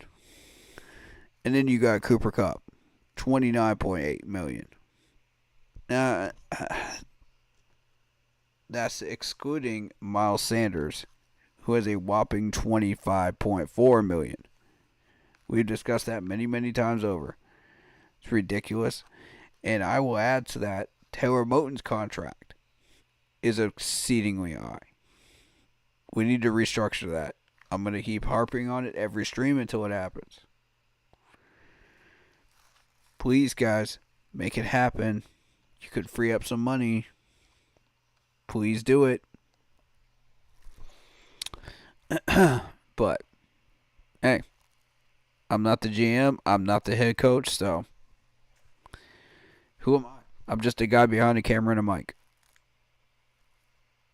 But I happen to have a bunch of knowledge, so that could be useful to you. Take my suggestion or don't. It's up to you. It's your franchise. Do what you wish with it. I trust you. I trust what you're doing. But, you know, for now, I trust you. But you got to continue to show that proof that you can be successful if you want me to completely buy in 100%. You know, and I think a lot of people feel that way too. They've been backstabbed, they've been lied to, you know. And I don't blame you if you feel a certain way about our management right now. I don't blame you at all. If you're angry, if you're pissed off, if you feel like they're lying to you again, fair. But keep in mind, look what we did. Pay attention to the actions, not the words. Look at our offseason moves. That should tell you what we're trying to do. Look at the actions that you saw in training camp in the last 3 days. That should tell you what we're trying to do. Is developing good patterns. The words that are coming out of Dave Canales' mouth are solid. The words that Dan is speaking right now, could be interpreted one way or another. Same with Dave Canales, but you know,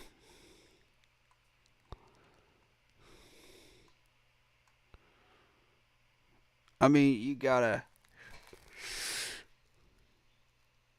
be patient. It's a marathon, not a sprint. So I'll continue to say that. Believe what you want to believe. We're getting there, though. We're getting there. Bup, bup, bup, bup, bup.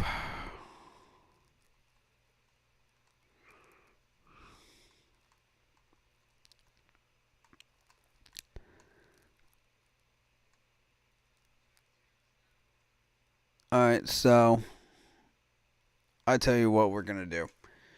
As far as promoting the website that I got the jerseys and stuff from, I'll do that either tomorrow or Monday when I find the website link again. It's on the Facebook group page, but you got to scroll a ton to find it. But it is a legitimate link, and you can get this stuff for cheap, and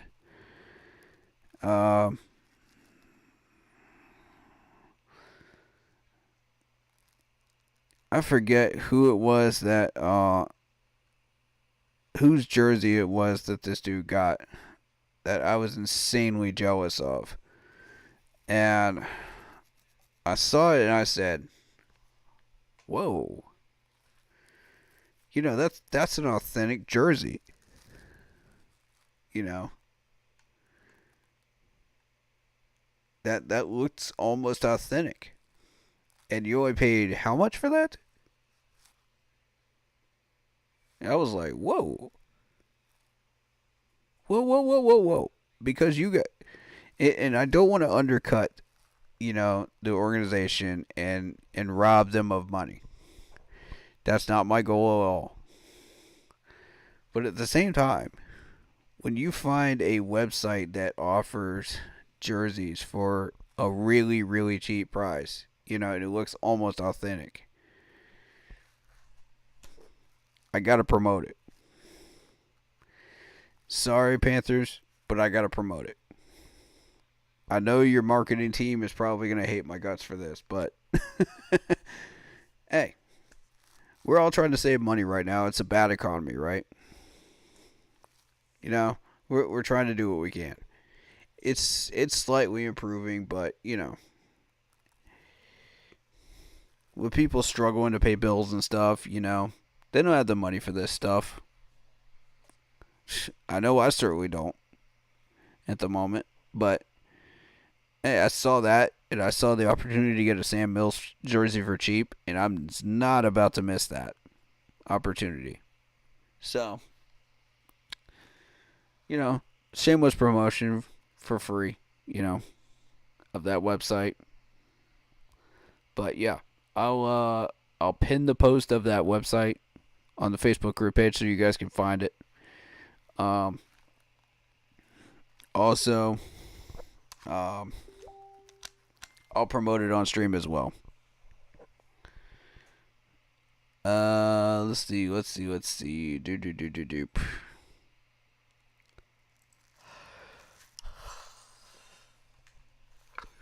I'm always tired, guys. I stay busy. That's just who I am. If you're new here, get used to it. That's just how I am this time of year. Let's see. Anything new? Anything we didn't cover? He talked to the two mentors. I mean, that's the 24th and 25th. So I don't see that there's anything else except for the press conferences, and I don't feel like doing those tonight. So, you know, we'll get to those tomorrow. All right, guys. Either tomorrow or Wednesday. But does anybody have any questions or any players that they want to talk about or any topics they want to discuss? Throw it in chat now.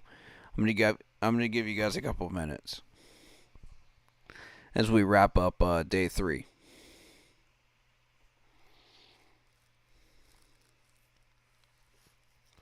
Since we got people in here, hit that like button, please. On your way in or out. I appreciate you. And again, shout out to everybody that's been there to check out training camp. C3 has been there. 2 fans in the stands have been there. I think we got people from a few other YouTube channels that have been there as well. You know, and especially all the fans that have shown up, you know, to support training camp so far. Much love and support for everybody that's done that, you know. Honestly, the people that are boycotting it because it's up in Charlotte, I don't blame you. I just want to say I don't blame you at all.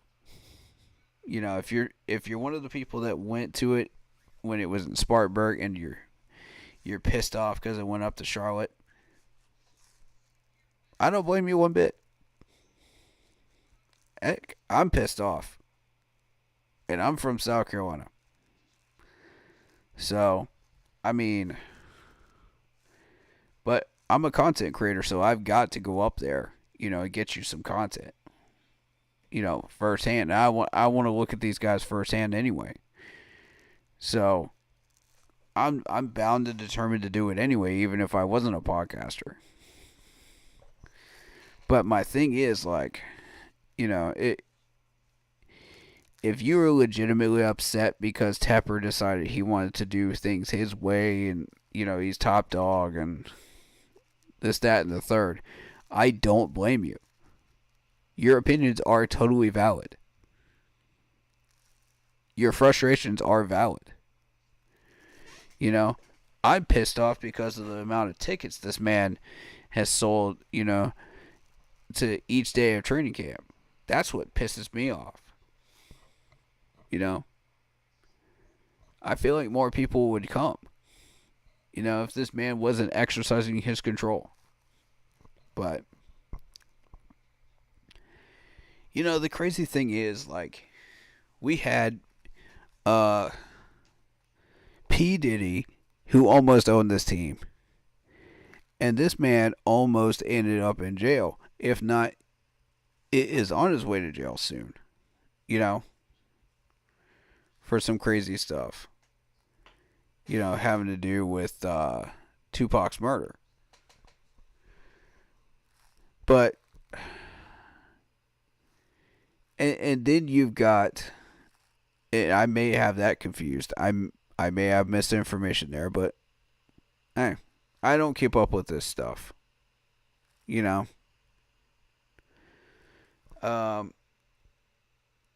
I keep up with the business end, you know what I mean? Because that's more my area. But you had Mark Cuban, who almost became the owner of the Panthers as well. But he realized that we had no direction, we had no idea what we were doing, you know, as a franchise anymore. And so he backed out.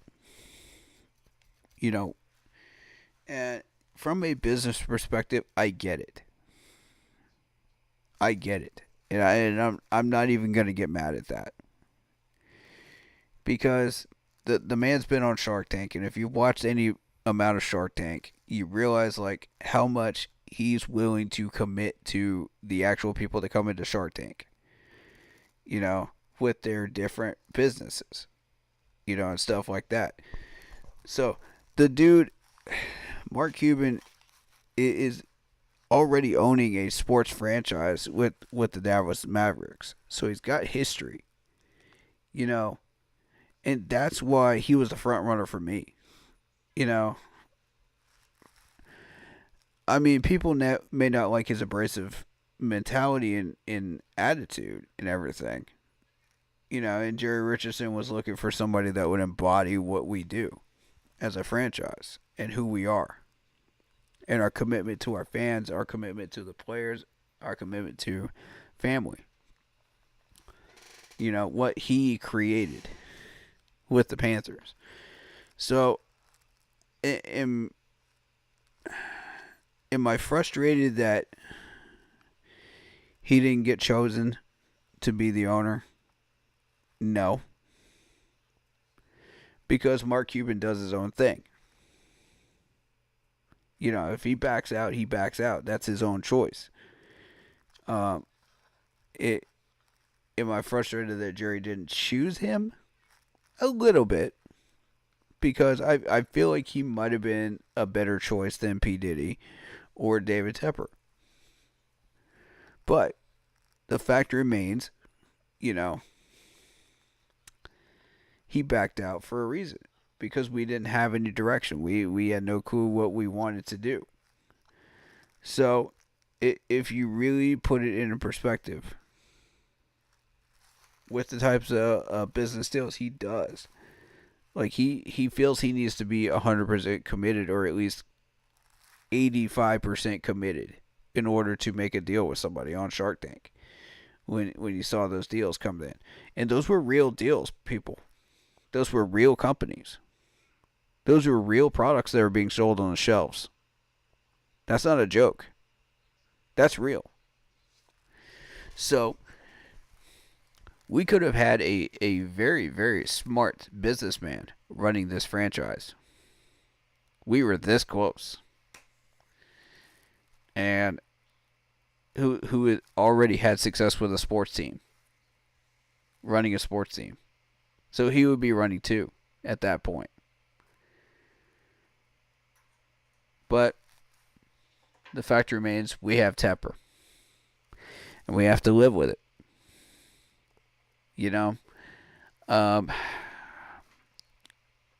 Does this make us all very, very angry? Yes. Does he piss us off on a daily basis? Of course. But we're living with a grown man that acts like a 10-year-old child mentality-wise and throws drinks on people. But he's the owner. And until people vote him out, and until he gets kicked out of Charlotte, this is what we have.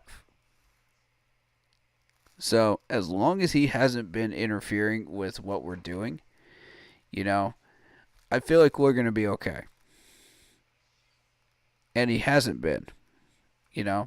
He's been keeping it himself in check so far. And I say so far with a grain of salt. But we don't know when that's going to change. The man's very, very impatient, so we need to get him some results this year.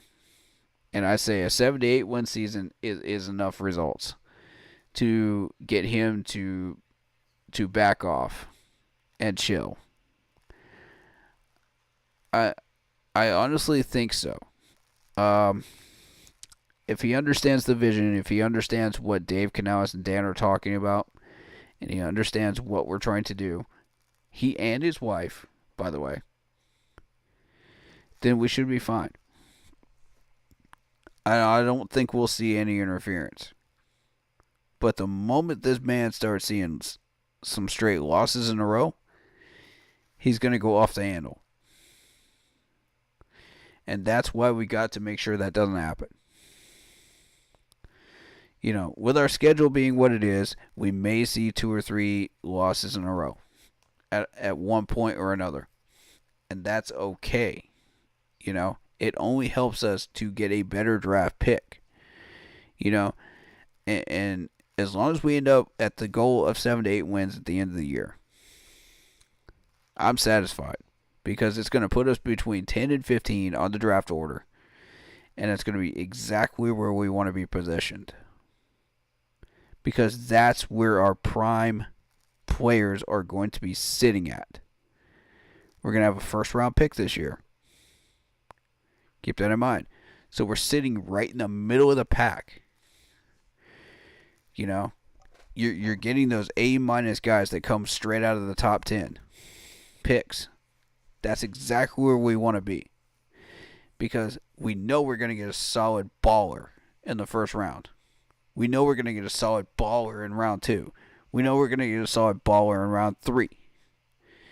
You know, from that point forward, it's up to Dan Morgan and Dave, you know, in this next offseason to figure out what we still need to address.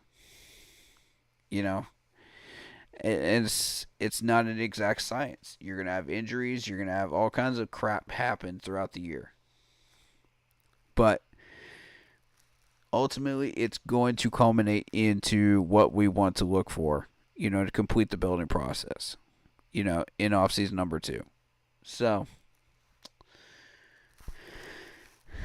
and I'll close with this. I think we have a lot of talent on this team. I think we have a lot of potential on this roster. I think a lot of people are going to start stepping up in this next week. That's what I'm expecting. And we've seen some positive trends. We've seen some positive technique and footwork and all the fundamentals getting put in place now. Let's see what happens. Who's going to step up? Who's going to be the next Effie Obata? I fully encourage every player, step your game up. Let a fire within yourselves. Use that energy. I beg you, use that energy that you're seeing from Derek Brown, that you're seeing from Excel, that you're seeing from all these players that are lighting it up right now. Feed off of them. Because that's what's going to help you go up the ladder. You know? Don't just sit there and stay stagnant. Because that's not going to get it done. You know? Don't let these other players steal your limelight. That's not going to get it done. Push yourselves to the limit. This is a competitive roster. A competitive training camp.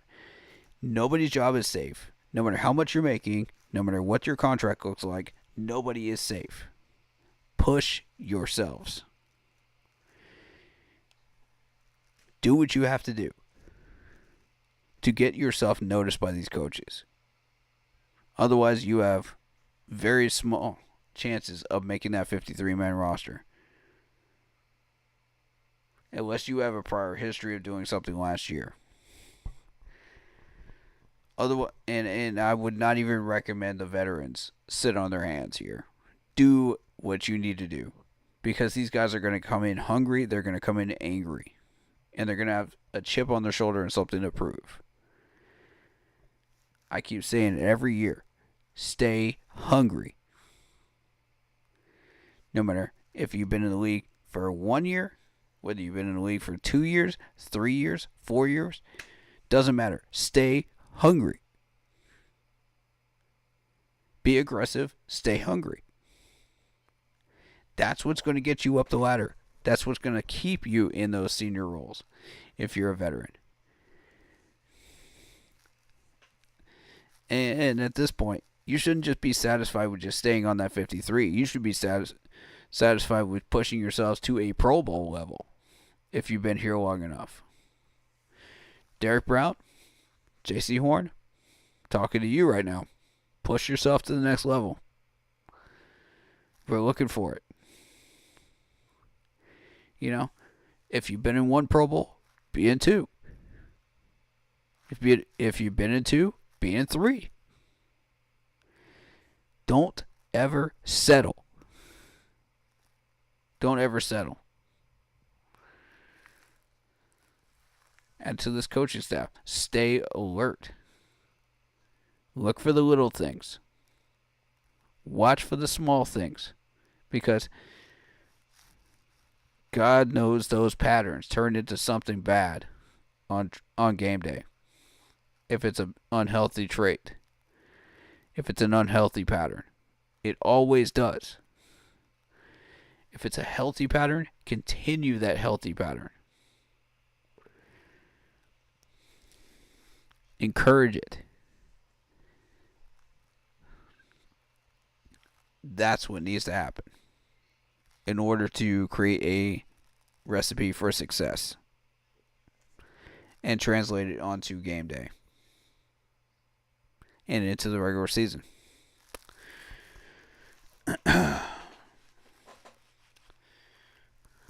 Before I go, I have something to show you.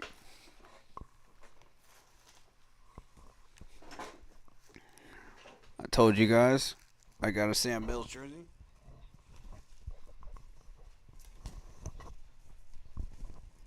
Here it is, folks. Sam Mills jersey. As promised. It's beautiful, isn't it? Absolutely gorgeous. Proud owner of it. So excited to be able to wear that on Fan Day. So happy, man. I might even wear that to one of the days at training camp, too. Just to show it off. Hey. Oh, man. One of the perks of being a YouTuber. But, I want to thank you guys so much for your support. Of course, the Yahoo Sports League, let's talk about that real quick. We've got one spot left in the Keep Pounding League.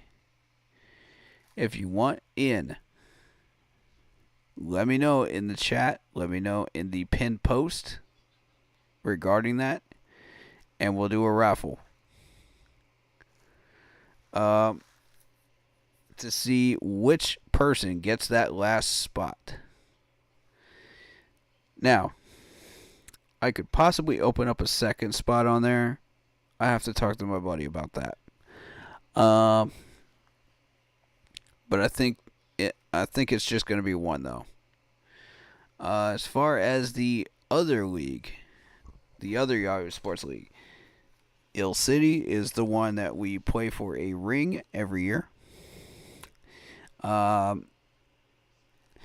We are still trying to fill that up with our own people first before we open it up publicly. But I think publicly we may end up with like four, maybe 5 spots. We'll see who jumps in there this year. But I'm having R. Brian reach out to everybody that's been in there before, because he's the prior owner of that league. This year it's controlled by me, but you know it's technically his league still. So it's his call who he allows in and who doesn't get allowed in once we open it up publicly. So I just want to make sure to make that clear. But currently we have not opened that up. So I don't think there's anything else that we need to cover. Unless you guys think there's something. I think we got everything. Yeah, that's going to be it. Thank you guys so much.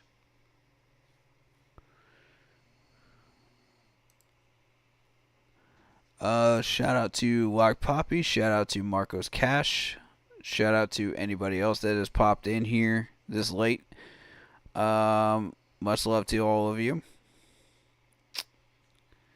And we will continue on with day 4 of training camp on Monday. But we'll try to get the press conferences tomorrow if we can. If not, that's going to happen on Wednesday. So, thank you very, very much. Much love to you all. Have a happy and safe day and rest of your weekend.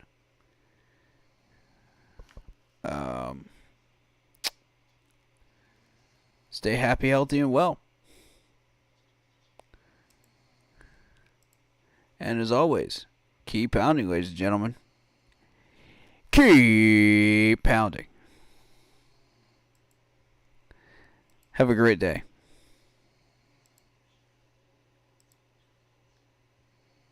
The only thing real in this video is the new Mr. Beast spot.